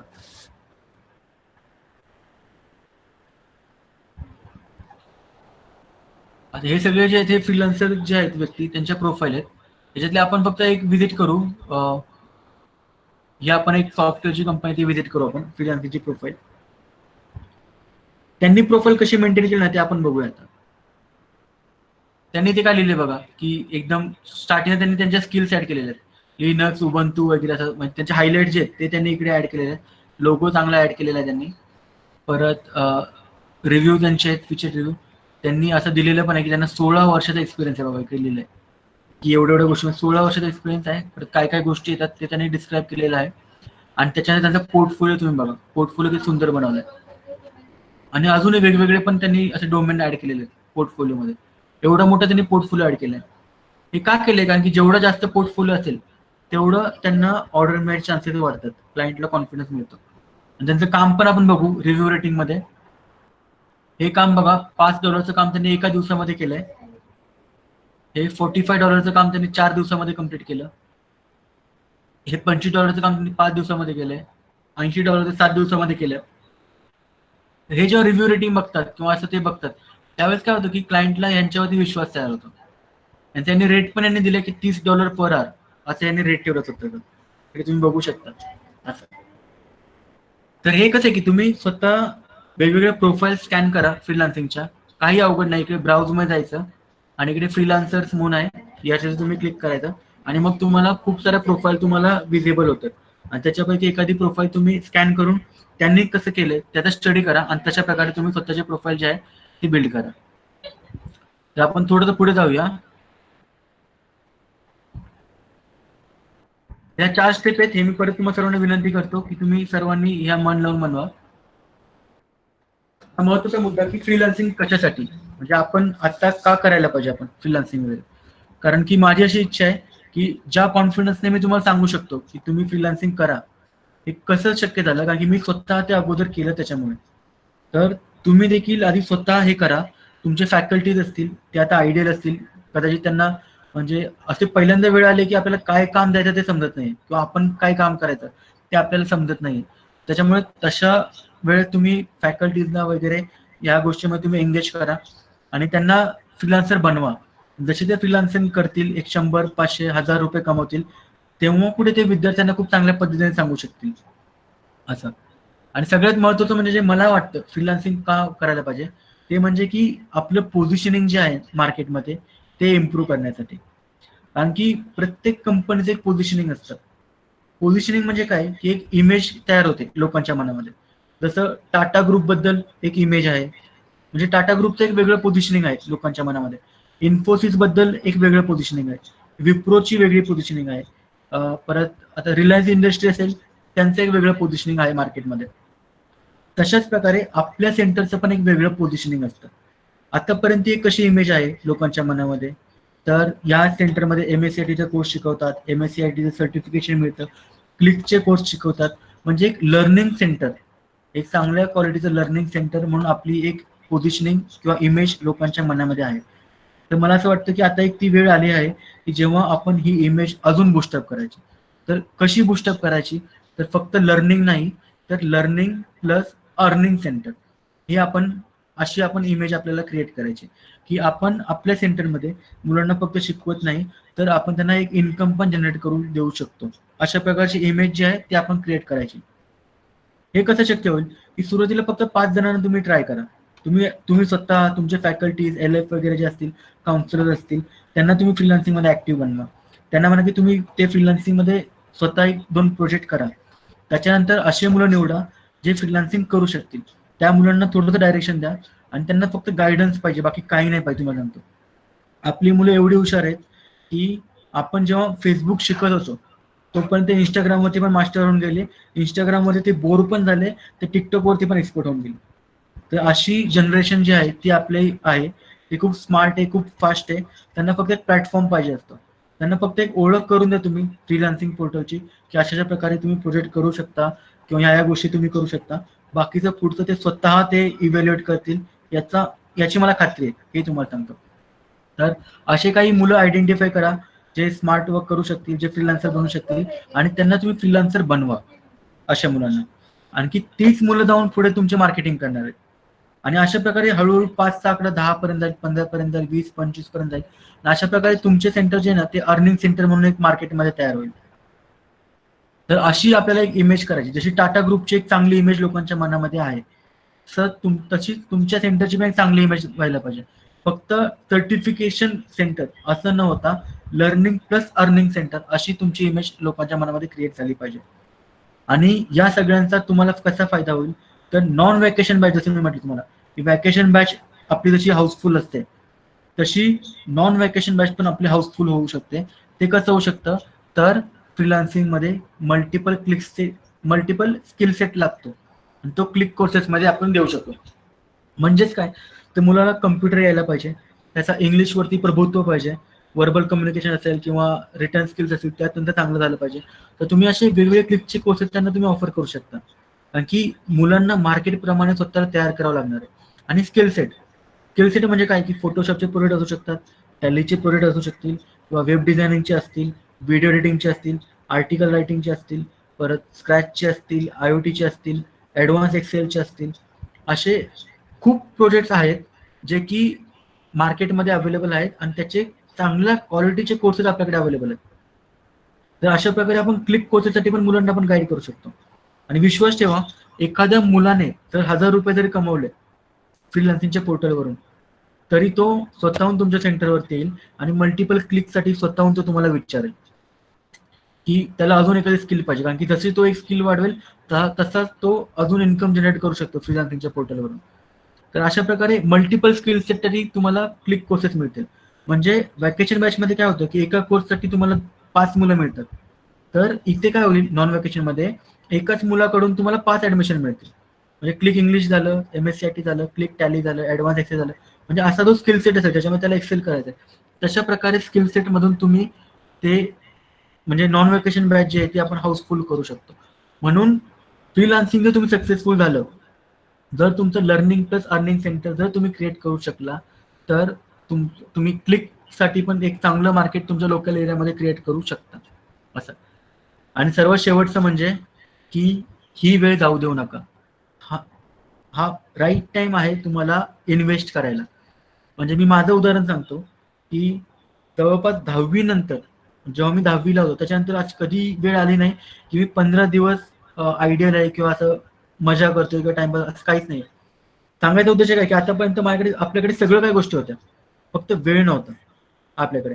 आपण खूप धडपड करत होतो, बऱ्याचशा गोष्टीमध्ये आपण ऍक्टिव्ह होतो, फक्त आपल्याकडे वेळ नव्हता. तो जो वेळ आहे तो आत्ता आहे, कारण की आत्ता आपल्याला कळत नाही की आपण टाइम कुठे इन्व्हेस्ट करायचा असं. तर त्याच्यामुळे हा राईट टाइम आहे इन्व्हेस्ट करायला. रोज कमीत कमी 1 ते 2 तास तरी तुम्ही आणि तुमच्या फॅकल्टीजने फ्रीलान्सिंगवरती ऍक्टिव्हली पार्टिसिपेट करा. त्याच्यामुळे तुम्ही एंगेज राहा. काही रॉकेट सायन्स नाही, करोडो लोक ऑलरेडी फ्रीलान्सिंग करत आहेत, आपण पण करू शकतो. इनफॅक्ट आपण तर कम्प्युटरच्या फील्डमध्ये बऱ्याच वर्षापासून आहोत, त्याच्यामुळे आपल्याला नेहमीच एक ऍडिशनल ऍडव्हान्टेज आहे, फक्त आपण तो एक्सप्लोर नाही करत आहे. तर तो एक्सप्लोर करण्यासाठी ही एक वेळ आलेली आहे आता. ही वेळ, आणि मी तुम्हालाही सांगतो की जसा हा लॉकडाऊनचा पिरियड संपेल त्याच्यानंतरची मी सिच्युएशन तुमच्या डोळ्यापुढे आणतो. जसा लॉकडाऊनचा पिरियड संपेल तसं काय होईल माहिती आहे का, जुन्या मुलांचं लर्निंग येईल, जुन्या मुलांचं लर्निंग कम्प्लीट करायचं, त्यांची एक्झाम येईल, त्यांची एक्झाम आपल्याला कंडक्ट करावी लागणार. परत आतापर्यंत जो फुटफॉल जो होल्ड झाला होता ऍडमिशनसाठी, तो फुटफॉल आपल्या सेंटरवरती येणार आहे. त्याच्यासाठी आपल्याला सगळ्या गोष्टी कराव्या लागतील, बरोबर. तर काय होईल की तुम्ही आणि तुमचा स्टाफ पूर्ण परत लॉकडाऊन नंतर परत एंगेज होऊन जाल डे टू डे ऑपरेशन्स मध्ये हे ते. आणि त्याच्यातून जेव्हा तुम्ही बाहेर पडाल तोपर्यंत डायरेक्ट जानेवारी फेब्रुवारी उजाडला असेल, कारण की ते सगळ्या गोष्टी कर, किंवा ऍटलीस्ट नोव्हेंबर डिसेंबर वगैरे. तर तेव्हा तुम्हाला या गोष्टीवरती काम करायला वेळ मिळणार नाही, हे तुम्हाला मान्य करावंच लागेल. म्हणजे आत्ताच हे जे आहे पुढचं लॉकडाऊन संपेपर्यंतचा जो टाइम आहे तोच टाइम तुमच्या जवळ आहे, जर तुम्हाला तुमचं centre learning plus earning centre बनवायचं असेल तरच. कारण की ती वेळ योग्य, म्हणजे तो दिवस दूर नाही आता की ज्या प्रकारे प्लेसमेंटमुळे इंजिनिअरिंग कॉलेज चालतात, प्लेसमेंटमुळे MBA कॉलेज चालतात, तशा प्रकारे प्लेसमेंट प्रोव्हाइड करा तरच तुमचे कॉलेज किंवा तुमचे क्लासेस जे ते तुमचे चालू शकतील, नाहीतर ते मुलं आपल्या सेंटरवरती येणार नाहीत. आणि लर्निंग प्लस अर्निंग सेंटरचा एक सगळ्यात मोठा फायदा काय माहिती आहे का, तुम्ही तुमची मार्केटिंग आर्मी क्रिएट करू शकता. मार्केटिंग आर्मी म्हणजे काय असतं की आता एक व्हॉट्सअपचं आपण एक उदाहरण बघू. व्हॉट्सअप आपण सर्वांनी वापरले, बरोबर, सगळ्यांच्या मोबाईलमध्ये आहे. मला हे सांगा की व्हॉट्सअपचं काही तुम्ही ऍडव्हर्टाइजमेंट बघितली होती का? कोणी तुमच्याकडे लिफलेट वाटलेत का, ब्रोशर वाटलेत का, न्यूजपेपरमध्ये तुम्ही बघितलं का, टीव्हीवरती बघितलं व्हॉट्सअपचं? तर कुठेच नाही बघितलं आपण व्हॉट्सअपचं ऍडव्हर्टाइजमेंट. तर त्याची मार्केटिंग कोणी केली माहिती आहे का, त्याचा जो एक्झिस्टिंग कस्टमर आहे त्याने 10 लोकांना जाऊन सांगितलं तू व्हॉट्सअप वापर म्हणून. आणि अशा प्रकारे व्हॉट्सअप आता तुम्ही बघा की $1 बिलियन इंडस्ट्री बनली, एकही रुपया मार्केटिंगवरती खर्च न करता. त्यांनी फक्त त्यांचे जे कस्टमर आहेत त्यांना जे पाहिजे ते दिलं आणि त्या कस्टमर त्यांची मार्केटिंग केली. तर अशा प्रकारे सांगतो की जेव्हा तुम्ही लर्निंग प्लस अर्निंग सेंटर बनवाल, अशी 5 मुलं जर तुम्ही तयार केली जे की स्वतः कमवू शकतात, त्या 5 मुलांना बघून परत 50 लोक तुमच्याकडे येतील फ्रीलान्सिंग शिकण्यासाठी.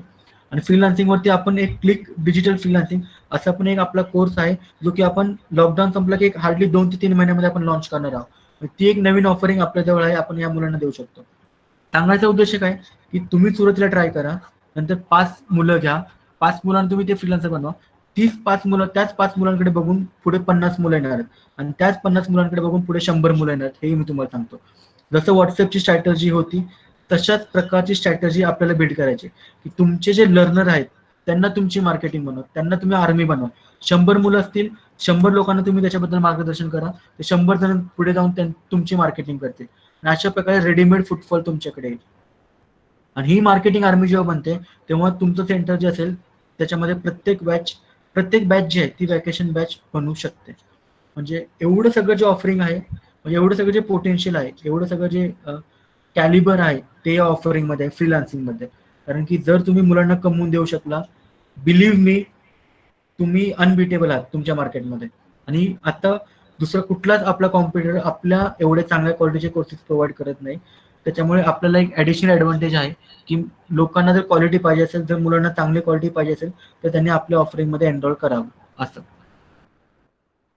तर फक्त एक होमवर्क देतो मी तुम्हाला सर्वांना, जास्त वेळ नाही घेत आता मी, तर हार्डली शेवटचं सत्र आहे प्रेझेंटेशनचं.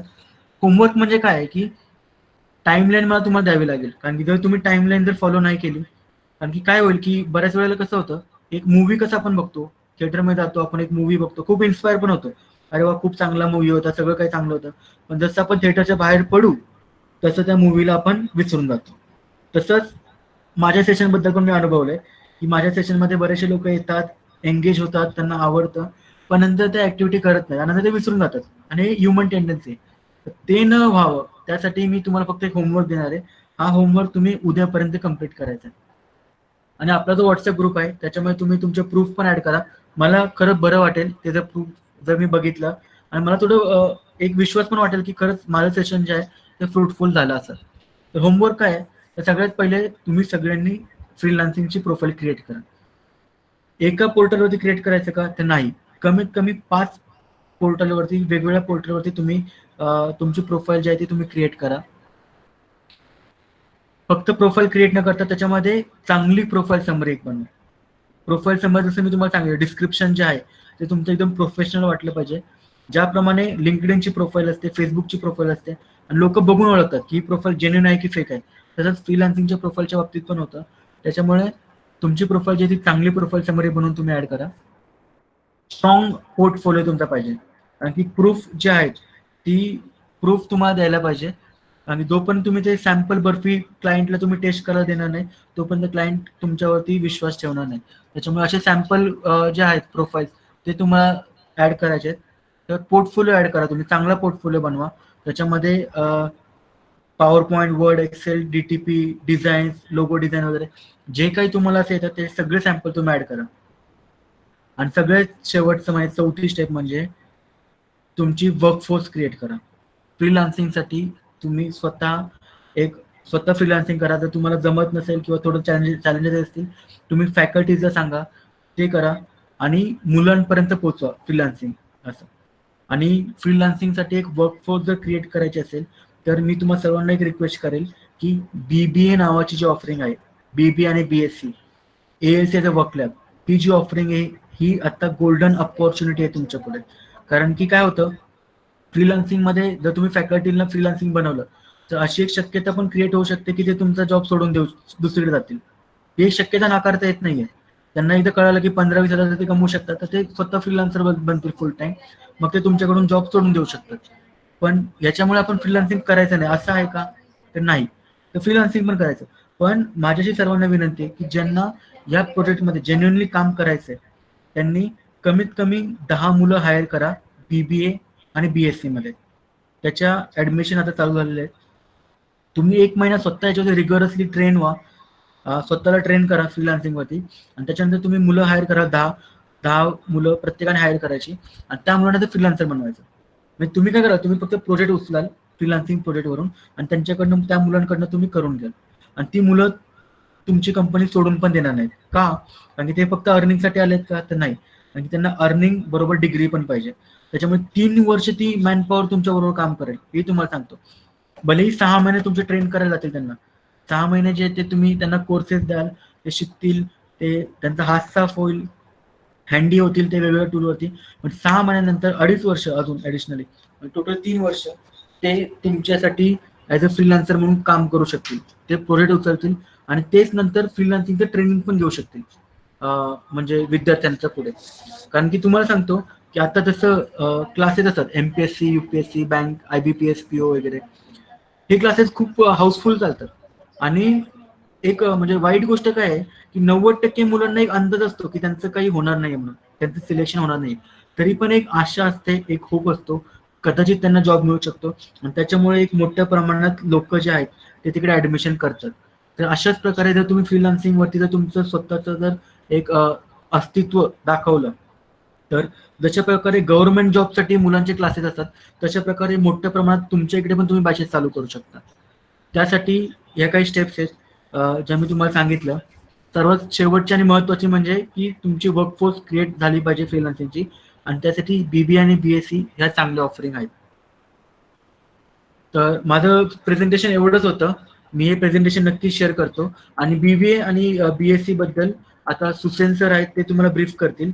पण त्या अगोदर मला तुमच्याकडून जाणून घ्यायचंय की तुम्हाला आतापर्यंत जे काही सांगितलं त्याच्याबद्दल काही क्वेरी किंवा काही क्वेश्चन्स आहेत का? ते असतील तर प्लीज तुम्ही मला सांगा.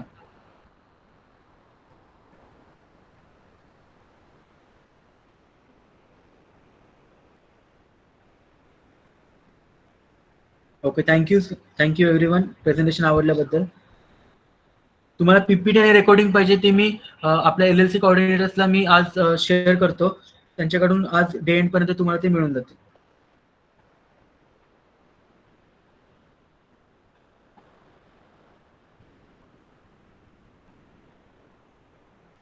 Thank you so sir. much. Thank you sir. Thank you. Susan, मी तुम्हाला रिक्वेस्ट करेल की तुम्ही सेशन कॅरी फॉरवर्ड करा. मी माझा मोबाईल नंबर शेअर करतोय आणि मी सर्वांना रिक्वेस्ट करतो की मी कॉल अटेंड करता येत नाहीत, कारण की माझ्याकडे सध्या 3 रिजनची जबाबदारी आहे. त्याचा ALC काउंट अराउंड 1700 आहे.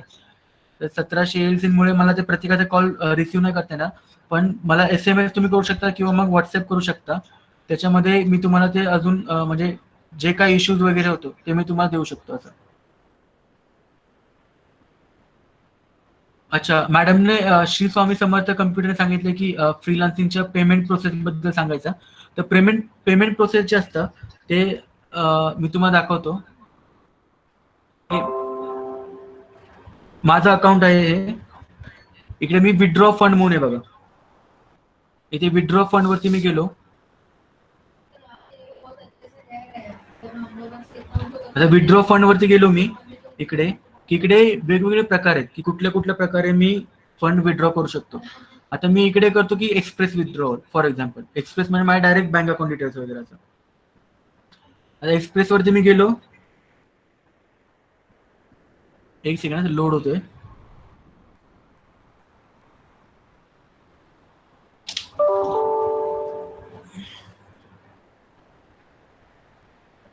तर अशा प्रकारे इकडे विथड्रॉची अमाऊंट वगैरे असेल ते देऊ शकतो.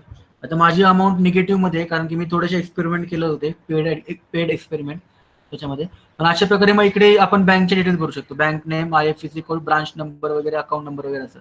आणि त्याच्यात तसं आपण ऍड केलं की मग आपल्याला विदिन 24 आवर्स आपल्या अकाउंटमध्ये ते फंड जमा होतं असं. फक्त एक्सप्रेस विथड्रॉवल आहे ना, ते मी सगळ्यांना रिकमेंड करतो. सर्वांना स्क्रीन दिसत आहे का? ओके, बहुतेक स्नेहा मॅमला दिसत नाहीये. मी फक्त स्टेप्स रिपीट करतो की तुम्ही जेव्हा तुमच्या प्रोफाईलवरती जाल तेव्हा तिकडे विथड्रॉ फंड म्हणून ऑप्शन असतो. ते विथड्रॉ फंडवरती जायचं. त्याच्यानंतर मग तुम्हाला हे होतं की वायर ट्रान्सफर करायचंय की पेपल करायचंय किंवा एक्सप्रेस विथड्रॉवल करायचंय असं. आणि मग त्याच्यावरती जाऊन मग तुम्ही तो फंड आहे तो तुम्ही विथड्रॉ करू शकता. मग तुम्हाला बँक डिटेल्स ऍड करायचे आहेत. बँक डिटेल्स ऍड केलं की 24 आवर्स की 48 आवर्स लागतात. पण त्याच्यानंतर मग तुम्हाला ते पेमेंट तुमच्या अकाउंटमध्ये जमा होऊ शकतं असं.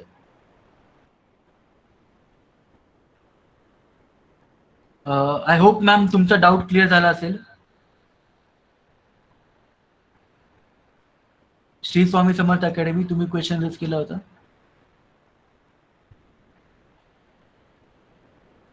ओके, ठीक आहे. कोणाला काही डाऊट क्वेरीज नसतील तर मी सुसेन सरांना रिक्वेस्ट करेल की सुसेन तुम्ही प्लीज BBA आणि BSc ऑफरिंग आहे त्याच्याबद्दल थोडंसं आपल्या ALCना गाईड करा. कारण की ही जी वर्कफोर्स आहे आपल्याला क्रिएट करायची त्यासाठी या ऑफरिंग खूप मोलाच्या असू शकतील आपल्याला. आणि हेही तुम्हाला सांगतो की आता जर तुम्ही एनरोल नाही केलं मुलांना बीबीए बीएससी साठी, तर डायरेक्ट पुढल्या वर्षापर्यंत वाट बघावी लागेल आपल्याला, 1 वर्षानंतर. कारण की इग्नूचा कार्यक्रम म्हणजे इग्नूचं जे हे असतं शेड्यूल असतं ते डायरेक्ट परत त्याला वेळ लागेल ओपन व्हायला. त्याच्यामुळे आता 2 महिने आहेत आपल्याकडे, 1 महिना थोडक्यात. तर त्याच्यामध्ये तुम्ही सर्वांनी प्लीज त्याच्यावरती योग्य विचार करून योग्य ऍक्शन घ्या. Thank you so much. Susen, please take it forward. Thank you sir. माझा आवाज येतो का सर्वांना?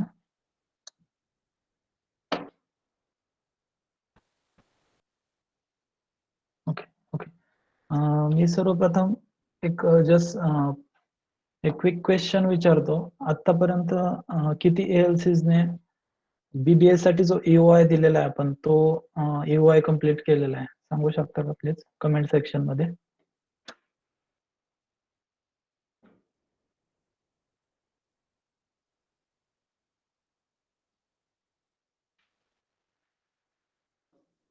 Okay okay. मी फक्त सुरुवातीला आता एक नोटिफिकेशन आपलं आलेलं आहे. ते नोटिफिकेशन फक्त तुम्हाला सुरुवातीला मी दाखवतो. Just 1 minute.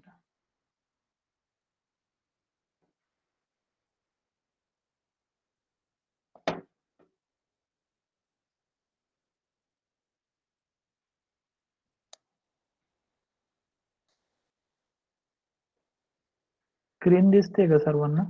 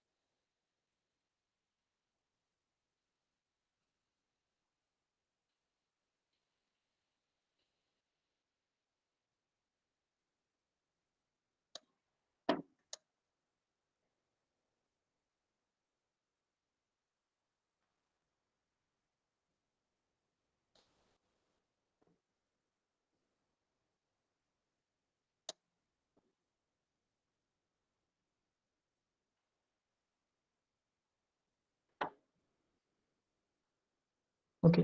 आता दिसतेय का स्क्रीन सर्वांना?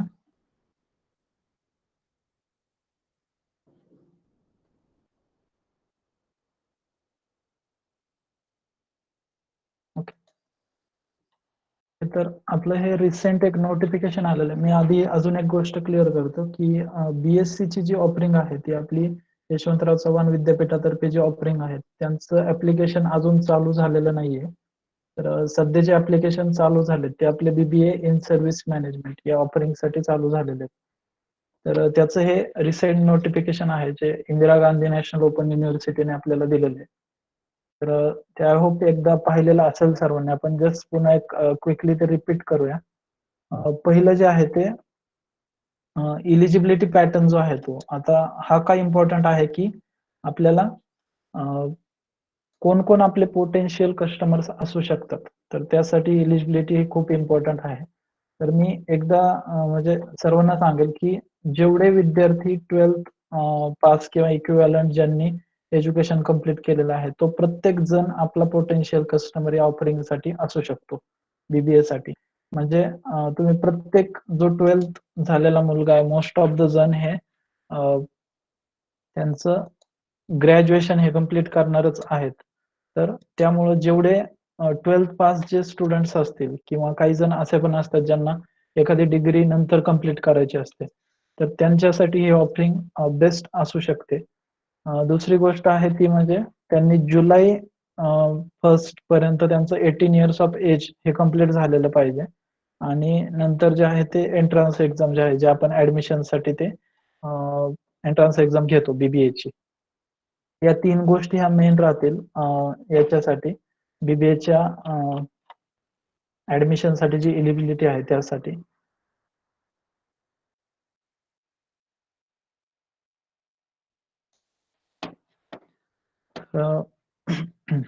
प्रेझेंटेशन ऑलरेडी आपण एकदा हे केलेलं आहे. मी एक जस्ट क्विकली हे गो थ्रू करतो. ऍक्च्युली मी बऱ्याच ALCचा हा डाऊट असतो की मुलांना आपण कोणतं काम देणार जेव्हा ते ALC as a work lab मध्ये ते हे करतात, एनरोल करतात, तेव्हा ते ALC मध्ये तिथं त्यांच्या म्हणजे जे काही तुमचं गाव असेल तिथं राहूनच ते आपल्या बरोबर ते काम करतील. तर त्यांना स्टायपेंड देणं आपल्याला परवडेल का नाही, हा मेजरली सगळ्या सेंटर्सचा डाऊट असतो. तर त्यासाठी एक आपले दीपक पाटेकर सर जे आहेत सिनियर रिजनल मॅनेजर, त्यांनी काही टास्क ची लिस्ट दिलेली होती, ती मी तुमच्याबरोबर आता शेअर करतोय. यामध्ये अजूनही टास्क ऍड होऊ शकतात. तर मी सध्यासाठी ही स्क्रीन तुम्हाला शेअर करतोय. पहिलं जे आत्ताच घरेंद्र सरांनी सांगितलं, तर फ्रीलान्सिंगचं टास्क हे पहिलं ते विद्यार्थी करू शकतात. दुसऱ्या ज्या ऍडिशनल काही गोष्टी आहेत की ऍज अ ALC कोऑर्डिनेटर बऱ्याच ठिकाणी MFS चे स्टुडंट हे वर्क करत आहेत. आता पण असे काही ALC आहेत ज्यांचं पूर्णच्या पूर्ण ऑपरेशनल वर्क हे MFS चे स्टुडंट करत असतात. तर त्यामध्ये मग मार्केटिंग असेल, काउन्सिलिंग असेल, ऍडमिशन्स असतील, academics, examination, social media marketing, हे सगळ्या गोष्टी MFS चे स्टुडंट करू शकतात. ऍडिशनली लोकल अकाउंटिंग प्रोजेक्ट जे म्हणजे तुमच्या गावात जे काही छोटे छोटे शॉप्स असतील किंवा काही छोटे मोठे व्यवसाय असतील, तर त्यांना असं कंटिन्यू एक परमनंट अकाउंटिंग साठी कोणता पर्सन हायर करणं पॉसिबल नसतं किंवा ते अफोर्डेबल नसतं. तर तशी काही कामं हे विद्यार्थी करू शकतात, जे एस्पेशली ज्यांनी क्लिक टॅली वगैरे केलेलं आहे, ते असे अकाउंटिंगचे प्रोजेक्ट्स करू शकतात. नंतर पुढचं जे आहे ते डिजिटल मार्केटिंग. डिजिटल मार्केटिंग मध्ये आता आपलं रिसेंटली ट्रेनिंग पण झालं प्रसाद सरांचे, दोन सेशन झालेले डिजिटल मार्केटिंगवर. तर या गोष्टी कसं असतं की बऱ्याच ALCs ला म्हणजे त्याच्यावर तेवढा होल्ड नसतो किंवा त्यांना तेवढा वेळ भेटत नाही की डिजिटल मार्केटिंगवर कंटिन्युअसली ऍक्टिव्ह राहणं. तर हे पूर्णच्या पूर्ण MFS च्या स्टुडंटला आपण काम देऊ शकतो. नंतर सेंटर्सची असेल किंवा दुसरी कुठली वेबसाईट असेल, ज्या दुसऱ्या कोणाला जर वेबसाईट बनवून हवी असेल, तर प्रोग्रामिंग वगैरे थ्रू हे मुलं वेबसाईट डेव्हलपमेंट आणि मेंटेनन्सचे कामही करू शकतात. त्यानंतर हे सॅटेलाइट सेंटर्स साठी ऍज अ कोऑर्डिनेटर किंवा त्यांचं पूर्ण हँडलिंग हे MFS चे स्टुडंट करू शकतात. एक जे आहे ते कामगार स्कीम्स वगैरे ज्या असतात, MSCIT भरपूर अशा गव्हर्नमेंटच्या स्कीम्स आहेत ज्यामध्ये गव्हर्नमेंट MSCIT ची फी वगैरे रिम्बर्स करतं. कामगार स्कीम मध्ये जे बसतात त्यांच्यासाठी, गव्हर्नमेंट जे सर्वंट असतात त्यांच्यासाठी. तर तशा काही स्कीम्सवर पोटेन्शियल कस्टमर्स आणण्यासाठी हे विद्यार्थी काम करू शकतात. नंतर ऍज अ SBU पण ते रोल करू शकतात. फ्रीलान्सिंग आपलं झालेलं आहे ऑलरेडी. टेलिकॉलिंग जे आहे, आता स्पेशली जे लर्नर्सचा डेटाबेस असतो तो बऱ्याच वेळा आपण पूर्णतः युटिलाइज करत नाही. तर यामध्ये काय होतं की बऱ्याच लीड्स आपल्या ह्या वेस्ट जातात, म्हणजे त्यांचा डेटाबेस आपल्याकडे रेडी असतो पण आपण कंटिन्युअस कॉलिंगसाठी ते हे करू शकत नाही, त्यामुळे ते लीड्स आपल्या या कन्वर्ट होऊ शकत नाही. तर हे खूप इम्पॉर्टंट काम आहे कन्सिडरिंग आपल्या ज्या अपकमिंग बॅचेस वगैरे ज्या असतील त्यांच्यासाठी आपला डेटाबेस जेवढा तयार असेल आणि त्यांना आपण जेवढा जास्त फॉलोअप घेऊ तेवढे जास्त चान्सेस असतात की त्यांना आपण कन्वर्ट करू. नंतर इतर ज्या सॉफ्ट स्किल्स वगैरे साठी हे काम करू शकतात. प्रेझेंटेशन्स असतील, नंतर जसं मगाशी आपण बोललो की कॅनवा किंवा बाकीचे काही टूल्स आहेत ज्यामध्ये आपण मार्केटिंगचे डिझाईन्स तयार करू शकतो. त्या सगळ्या गोष्टींसाठी MFS चे स्टुडंट्स काम करू शकतात. आणि जेंडर वाईज किंवा एज वाईज आपला स्टुडंटचा जो डेटा असेल अनालाइज करण्यासाठी की आपण कोणत्या स्टुडंट्सला कोणते ऑफरिंग जास्त पिच करू शकतो, त्यांना देऊ शकतो, या सगळ्या गोष्टी आपण यामध्ये देऊ शकतो. नंतर सेंटर डेकोर असेल, लर्नर्सचा फीडबॅक असेल, नंतर जसं आपण MIs थ्रू स्कूल्स कॉलेजमध्ये इव्हेंट्स घेतो त्या इव्हेंटसाठी पण आपण या मुलांना हायर करू शकतो. नंतर मटेरियल किंवा एक्झाम सर्टिफिकेट या सगळ्या मॅनेजमेंट असेल, ट्रॅकिंग असेल, या सगळ्या गोष्टी पण हे मुलं करू शकतात. तर अशी काही टास्क लिस्ट होती जी आपण म्हणजे मेजरली बऱ्याच सेंटर्सचा डाऊट असतो की ALC as a work lab मध्ये आपण त्यांना कोणती offering ALC as a work lab मध्ये आपण त्यांना कोणतं काम देऊ शकतो, त्यासाठी हे काही टास्क होते. नंतर एक मिनिट.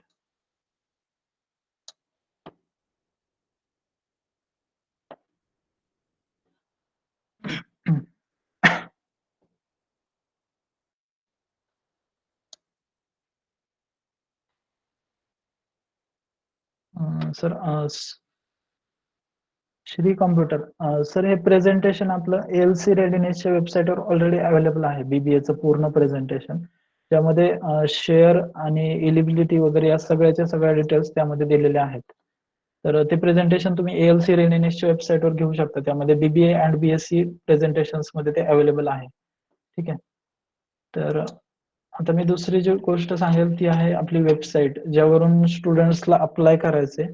तर ती ignou.mkcl.org ही आपली ती वेबसाईट आहे. मी इथं कमेंट सेक्शन मध्ये पण परत टाकतो एकदा. .mkcl. ही आपली वेबसाईट आहे, ज्यावरून स्टुडंट्स अप्लाय करू शकतात या प्रोग्रामसाठी. इथं जे अप्लाय ऑनलाईन जे बटन आहे वरती दिलेलं, तर त्या थ्रू ते अप्लाय करू शकतात. इथं त्यांना क्रिएट अन अकाउंट करावं लागेल. तर आपली जी एंट्रन्स एक्झाम आहे ती राहील, म्हणजे ऍज ऑफ नाऊ ती डेट आपल्याला दिलेली आहे, ती आहे जून 14 आणि लास्ट डेट ऑफ ऍप्लिकेशन आहे जून 10. तर या ऍज ऑफ नाऊ आपल्याला या डेट दिलेल्या आहेत. तर त्या एंट्रन्स साठी त्यांची एक्झामिनेशन फी राहील 150 रुपीज, ज्यामध्ये 100 रुपीज हा LCचा शेअर राहील आणि पर इयर त्यांना कोर्सची फी राहील ही 20,000 रुपीज. आता इथे एक गोष्ट मी जस्ट क्लिअर करतो की ऍडिशनली जर म्हणजे काम मी तुम्हाला सांगितलं की सेंटर्स विद्यार्थ्यांना काय काय काम देऊ शकतात, पण स्टायपेंडचं जे आहे, जे ALC ॲज वर्क लॅब मध्ये सेंटर्स विद्यार्थ्यांना देतील, त्या स्टायपेंडवर आपण कसलंही लिमिट वगैरे काही ठेवलेलं नाहीये. त्यामुळे तुम्ही अकॉर्डिंगली इनिशियल लेवलला त्यांना म्हणजे तुम्हाला जो तुम्ही अफोर्ड करू शकता असा स्टायपेंड तुम्ही देऊ शकता. त्यावर कुठलंही रिस्ट्रिक्शन किंवा लिमिट कसलं आपण सेट केलेलं नाहीये. ही गोष्ट एक पुन्हा एकदा मी क्लिअर करतो सगळ्या LCला. आता इथं मी आतापर्यंत जे सांगितलं किंवा दुसऱ्या काही गोष्टी असतील, मी म्हणजे ऑलरेडी आपण 1-2 वेळा ही ऑफरिंग आधी पण डिस्कस केलेली आहे. तर मी सर्वांना विनंती करेल की तुम्ही जर तुम्हाला आतापर्यंत जे डिस्कस झालं त्यामध्ये जर काही डाऊट्स असतील तर ते आधी विचारावं, नंतर आपण पुढे काही अजून गोष्टी डिस्कस करू शकतो. BBA ऑफरिंग संदर्भात तुम्हाला जर कुठलेही डाऊट्स ॲज ऑफ नाऊ असतील तर ते आधी तुम्ही कमेंट सेक्शन मध्ये विचारू शकता किंवा माईक अनम्यूट करून विचारू शकता.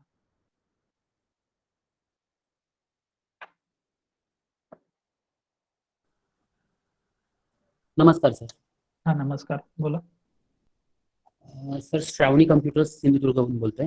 ओके, मधुभावे सर बोला. हा सर. सर म्हणजे आता ऍक्च्युली आतापर्यंत तुम्ही सांगितलेली माहितीमध्ये मला काहीच अडचण नाही, म्हणजे मी नंतर विचारू. आता असलेल्या विद्यार्थ्यांना येणाऱ्या अडचणींबद्दल मला थोडंसं बोलायचं होतं. Okay okay. हॅलो. हा सर. हा सर बोला बोला. ऍक्च्युली आपण आता वर्क टाइम जो आहे तो साधारण 8 तासाचा फिक्स असेल तर त्या कंपनीवरती डिपेंड असेल की ते कधी म्हणजे 10 तास ठेवतील, 12 तास ठेवतील, 11 तास ठेवतील या 9 तास ठेवतील. सर ते केस टू केस डिपेंड करू शकतं. म्हणजे आपण असं एकदम पूर्ण त्याला फिक्स असं हे नाही दिलेलं आहे, पण एक स्टँडर्ड टाइम आपण 8 तासाचा ठेवलेला आहे. म्हणजे जेव्हा आपण सर जॉईनिंगच्या वेळेला इन्फॉर्मेशन देतो मुलांना, त्या पद्धतीने पुढे जाऊन तसं होत नाही, बरंच बदलतं. ओके. आणि सर तुम्ही एक्झॅक्ट केस सांगू शकता का असं काही, म्हणजे पुण्याची आपली एक कंपनी आहे, तिथे म्हणा किंवा बऱ्याच ठिकाणी, म्हणजे पुण्याची एकच म्हणणार नाही मी, बऱ्याच ठिकाणी कामाचा वेळ सुरुवातीला आपण MFSच्या साईट वरती जे देतो त्यामध्ये 8 तास ते 9 तासाचा ठेवलेला असतो, पण नंतर त्यांच्या वेळा वाढीव पण असतात किंवा पेमेंटचा पण बऱ्याच ठिकाणी. सर माझ्या आता एका ठिकाणी 5 विद्यार्थी आहेत एकाच ठिकाणी, त्यांना पेमेंट वेळेला मिळतच नाहीये. 2-2, 3-3 महिने पेमेंट मिळत नाहीये. तो हा मोठा विषय आहे सर. तर तसं तुम्ही काही कम्युनिकेट केलंय का की? हो केलेलं आहे, कम्युनिकेशन झालेत सर. फक्त त्याचं म्हणावं तसं तेवढ्या पुरतं करूयात म्हणून सांगतात, पण नंतर काही पुन्हा आउटपुट नाही, पुन्हा तेच असतं चालू. सो असं जर झालं तर मुलांमध्ये, माझ्या आता गेली 4-5 वर्ष मला वाटतं सिंधुदुर्गमध्ये जास्त प्रमाणात ऍडमिशन करणारा एकमेव सेंटर आहे आमचं, पण यामध्ये रिस्पॉन्स मुलांचा असा यायला लागल्यामुळे मग त्रास वाटायला लागला सर हे करायला.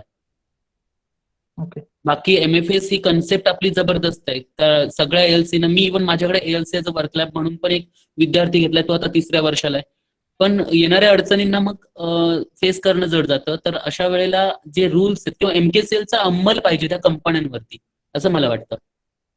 सर मी एक जस्ट रिक्वेस्ट करेल की म्हणजे आतापर्यंत म्हणजे तुम्ही केलं हे असेल कम्युनिकेट, पण इन्स्टेड ऑफ तुम्ही म्हणजे काय होतं MFS च्या वेबसाईटवर तो मेल वगैरे जर यूज केला असेल तर त्याऐवजी मी एक सजेस्ट करेल की तुम्ही पर्सनली मला तो मेल टाका आणि सायले मॅडम वगैरे जे आहेत जे MFS चं पूर्ण आपलं पाहतात, मी त्यांना हे करून त्याच्यावर म्हणजे आम्ही ट्राय करू की जेवढं लवकर काहीतरी सोल्युशन देता येईल तेवढं आम्ही पॉसिबली करू.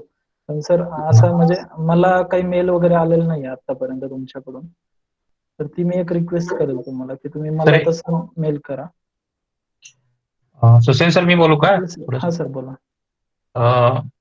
हा सर, अशा काही कंपन्या ज्या असतात ना, ऍक्च्युली कसं हे आपण थर्ड पार्टी म्हणजे 3 पार्टी एकत्र येऊन ह्या गोष्टी करतोय. एक म्हणजे आपलं MKCL आहे, कंपनी आहे आणि प्लस युनिव्हर्सिटी आहे. तो म्युच्युअल अंडरस्टँडिंग थ्रू ह्या गोष्टी सुरू होतात. परंतु पुढे जाऊन अर्थात ती इंडस्ट्री असल्यामुळे त्याच्यामध्ये काही गोष्टी किंवा काही अनुभव आपल्याला अशा प्रकारचे येतात. तर ज्या कंपन्यां थ्रू अशा प्रकारचं रिपोर्टिंग आपल्याला होत आहे, तर मग अशा कंपन्या नेक्स्ट फेज मध्ये आपण ब्लॉक करतो. तर म्हणजे ज्यांच्याकडून आपल्याला वाईट अनुभव येतोय किंवा मुलांना खूप अडचणींना सामोरं जावं लागतं, ते आपल्या टर्म्स कंडिशन पाळत नाहीत, असं जर प्रॉपर रिपोर्टिंग असेल तर आपण अशा कंपन्यांना नेक्स्ट फेज मध्ये आपण नाही म्हणजे कंटिन्यू करत. परंतु ज्यांचं ऑलरेडी जॉईनिंग झालंय तर त्यांना मात्र मग तिथे कंटिन्यू करणं भाग असतं, कारण त्याचा एक डिग्री किंवा ते एनरोलमेंट प्रॉपरली झालेली असते. तर आपल्याला मिन टाइम ब्रेक करता येत नाही तिथे. तर थोडासा हा जो गॅप आहे तो थोडासा आपण समजून घेतला. पण सर्व सेंटर्सनी रिक्वेस्ट मी पण करेन की अशा कुठले ज्या पण अनुभव असतील तर ते तुम्ही इन डिटेल मध्ये सुसेन सरांना पाठवा. ते एकदा व्हेरीफाय करून त्या कंपनीशी प्रॉपरली बोलून ते सोल्युशन्स पण काढू शकतील. कारण जवळजवळ 3 वर्ष हा आपला प्रोग्राम झालाय. काही विद्यार्थ्यांचे खूप पॉझिटिव्ह त्याला रिस्पॉन्स आहेत. आपण व्हिडिओज पण सर्व विद्यार्थ्यांचे पाहिलेले आहेत. तर त्या पॉझिटिव्ह अप्रोचने आपल्याला इथे बघता येईल. तर ही एक संधी होती. आणि दुसरी श्रावणी सर जे आहे म्हणजे श्रावणी कॉम्प्युटर्स आणि इतर सेंटरसाठी सुद्धा, की आपण आपल्याच ALC मध्ये पण विद्यार्थ्यांना अशा प्रकारची आता BBA ची सोय देऊ शकतोय. तर ह्याचा पण आपण विचार करतोय. म्हणजे कंपनीवर डिपेंड न राहता आपण आपल्या ठिकाणी सुद्धा BBA ऍज वर्क लॅब मध्ये हा ऑप्शन आपल्याला देता येऊ शकणार आहे फ्रीलान्सिंगच्या माध्यमातून. Okay sir.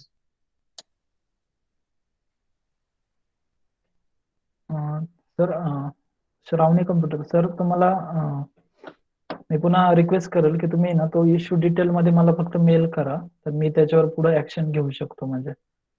नक्की sir, thank you sir. Okay sir, thank you.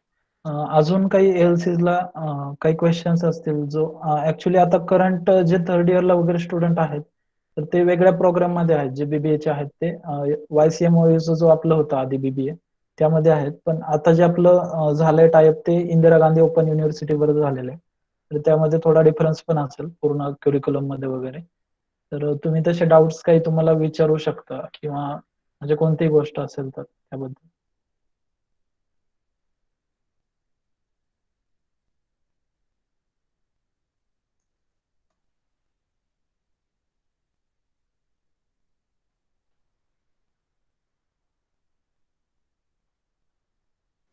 Sir third इयरचे आता यावर्षीचे ALC वर्क लॅब साठी आहेत विद्यार्थी, या विद्यार्थ्यांना कधी रिलीव्ह करायचंय आपण? सर आता एक्झॅक्ट डेट मी तुम्हाला कम्युनिकेट नाही करू शकत आहे, पण म्हणजे लॉकडाऊनमुळे थोडीफार ती एक्सटेंड होऊ शकते. म्हणजे त्यांची एक्झाम पण तर पुढेच गेली असेल आता. हो हो, म्हणजे त्यामुळे सर थोडंसं अनसर्टनिटी आहे, तर तसं कम्युनिकेशन येईल तुम्हाला. आपण एकदा तसं decide तर झाल्यावर. कम्युनिकेशन विद्यार्थ्यांसमवेत पण असणार ना, म्हणजे कारण हो, हो, माझ्याकडचा ALC वर्क लॅब साठी असलेला विद्यार्थी स्वतः सांगतोय की मी एप्रिल एंडला रिलीव्ह होणार आहे. पण MKCL ने तसं आम्हाला तुम्हाला काही कम्युनिकेशन केलं नाहीये किंवा विद्यार्थ्यांना तसं सांगितलं गेलंय का तसं काही? सर तसं ऑफिशियल कम्युनिकेशन तुम्हाला येईल. ऍज ऑफ नाऊ ते नाहीये. मी ऑफिशियल कम्युनिकेशन तुम्हाला येईल MK कडून. कारण जर लॉकडाऊनमुळे ते एक्झॅक्ट डेट अजून, कारण त्यांचे एक्झाम्स वगैरे या गोष्टी पण असतात ना. हो हो, तर 15 त्यामुळे मे आय थिंक एप्रिल एक्झाम काहीतरी होणार होती सुरू, पण आता काही आयडिया नाहीये. पण तो म्हणत होता स्वतः की मी 30 एप्रिलला रिलीव्ह होणार. मग आम्ही असं रिलीव्ह करणं योग्य का, की MKCL ने सांगितल्याशिवाय करू नये? नाही सर, ते MKCL ने सांगितल्यानंतरच तुम्ही हे करा. तसं त्याचा रिव्ह्यू कम्युनिकेशन तर करायला. विद्यार्थ्यांसमवेत पण व्हावं असं वाटतं, कारण ते हो सर, डायरेक्ट स्वतःहून सांगतात असं. तर एक थोडंसं आय एम सॉरी सर, थोडंसं इंटरप्ट करतोय. तर ऍक्च्युली कसं असतं की आपण काय करू शकतो की समजा त्यांना सुट्टी वगैरे पाहिजे असेल इंटरव्ह्यूसाठी वगैरे, तर ते तुम्ही द्या. पण जेव्हा त्यांची एक्झाम वगैरे होईल त्याच्यानंतर आम्ही तुम्हाला सांगू की मग तुम्ही ते रिलीव्ह करू शकता. अशा प्रकारे ते विद्यार्थी सांगतायत ना, तर तुम्ही कम्फर्टेबल असाल तर मग तो तुमचा कॉल आहे. पण तुम्हाला जर एक्सटेंड करायचं असेल तर तुम्ही ते करू शकता एक्सटेंड वगैरे एक्झाम होईपर्यंत, कारण की जोपर्यंत रिझल्ट येत नाहीये, म्हणजे आम्ही जोपर्यंत डेटा YCMU ला पाठवणार नाही तोपर्यंत आपण त्याच्यावरती होल्ड आणू शकतो. म्हणजे काही इश्यू असेल किंवा ते म्हणजे का की तुम्हाला जर त्यांना रिटर्न करायचे आणि 1-2 महिने पण ते सोडून जातात, तर त्यावेळेस त्यांच्या रेटिंगवरती परिणाम होऊ शकतो, नंतर होल्डवरती पण जाऊ शकतं. त्याच्यामुळे तुम्ही कॉल घ्यायचा त्याच्यावरती की त्याला रिलीव्ह जर करू शकता तुम्ही तर रिलीव्ह पण करू शकता. पण जर कंटिन्यू करायचं असेल तर जोपर्यंत आम्ही तुमच्याकडून रेटिंग घेत नाही तोपर्यंत तुम्ही त्यांना कंटिन्यू करू शकता. ओके. फक्त मी असं विनंती करेल तुम्हाला की जर ते विद्यार्थी चांगले असतील तर तुम्हाला असं वाटत असेल तर तुम्ही त्यांना प्री प्लेसमेंट ऑफर पण देऊ शकता. कारण की MKCL मध्ये आम्ही काय करतो की जे चांगले मुलं असतात त्यांना आम्ही परत एक्सटेन्शन देतो 1 वर्षाचं आणि नंतर मग ते आम्ही आमच्या पेरोलवरती घेतो. असं पण आम्ही करतो. कारण की आपल्याला चांगले ट्रेंड झालेले रिसोर्सेस असतात, तर ते कशाला आपण सोडून द्यायचे म्हणून. तर तुम्ही तसंही करू शकता. आणि ॲडिशनली त्यांना इंटरव्ह्यूसाठी वगैरे जायचं असेल कुठे किंवा कॉल वगैरे असेल तर त्यावेळेस आपण त्यांना ते सुट्टी देऊ शकतो. कारण की तेवढं आपण ऍडजस्ट करायला हरकत नाही असं मला वाटतं. नक्की सर.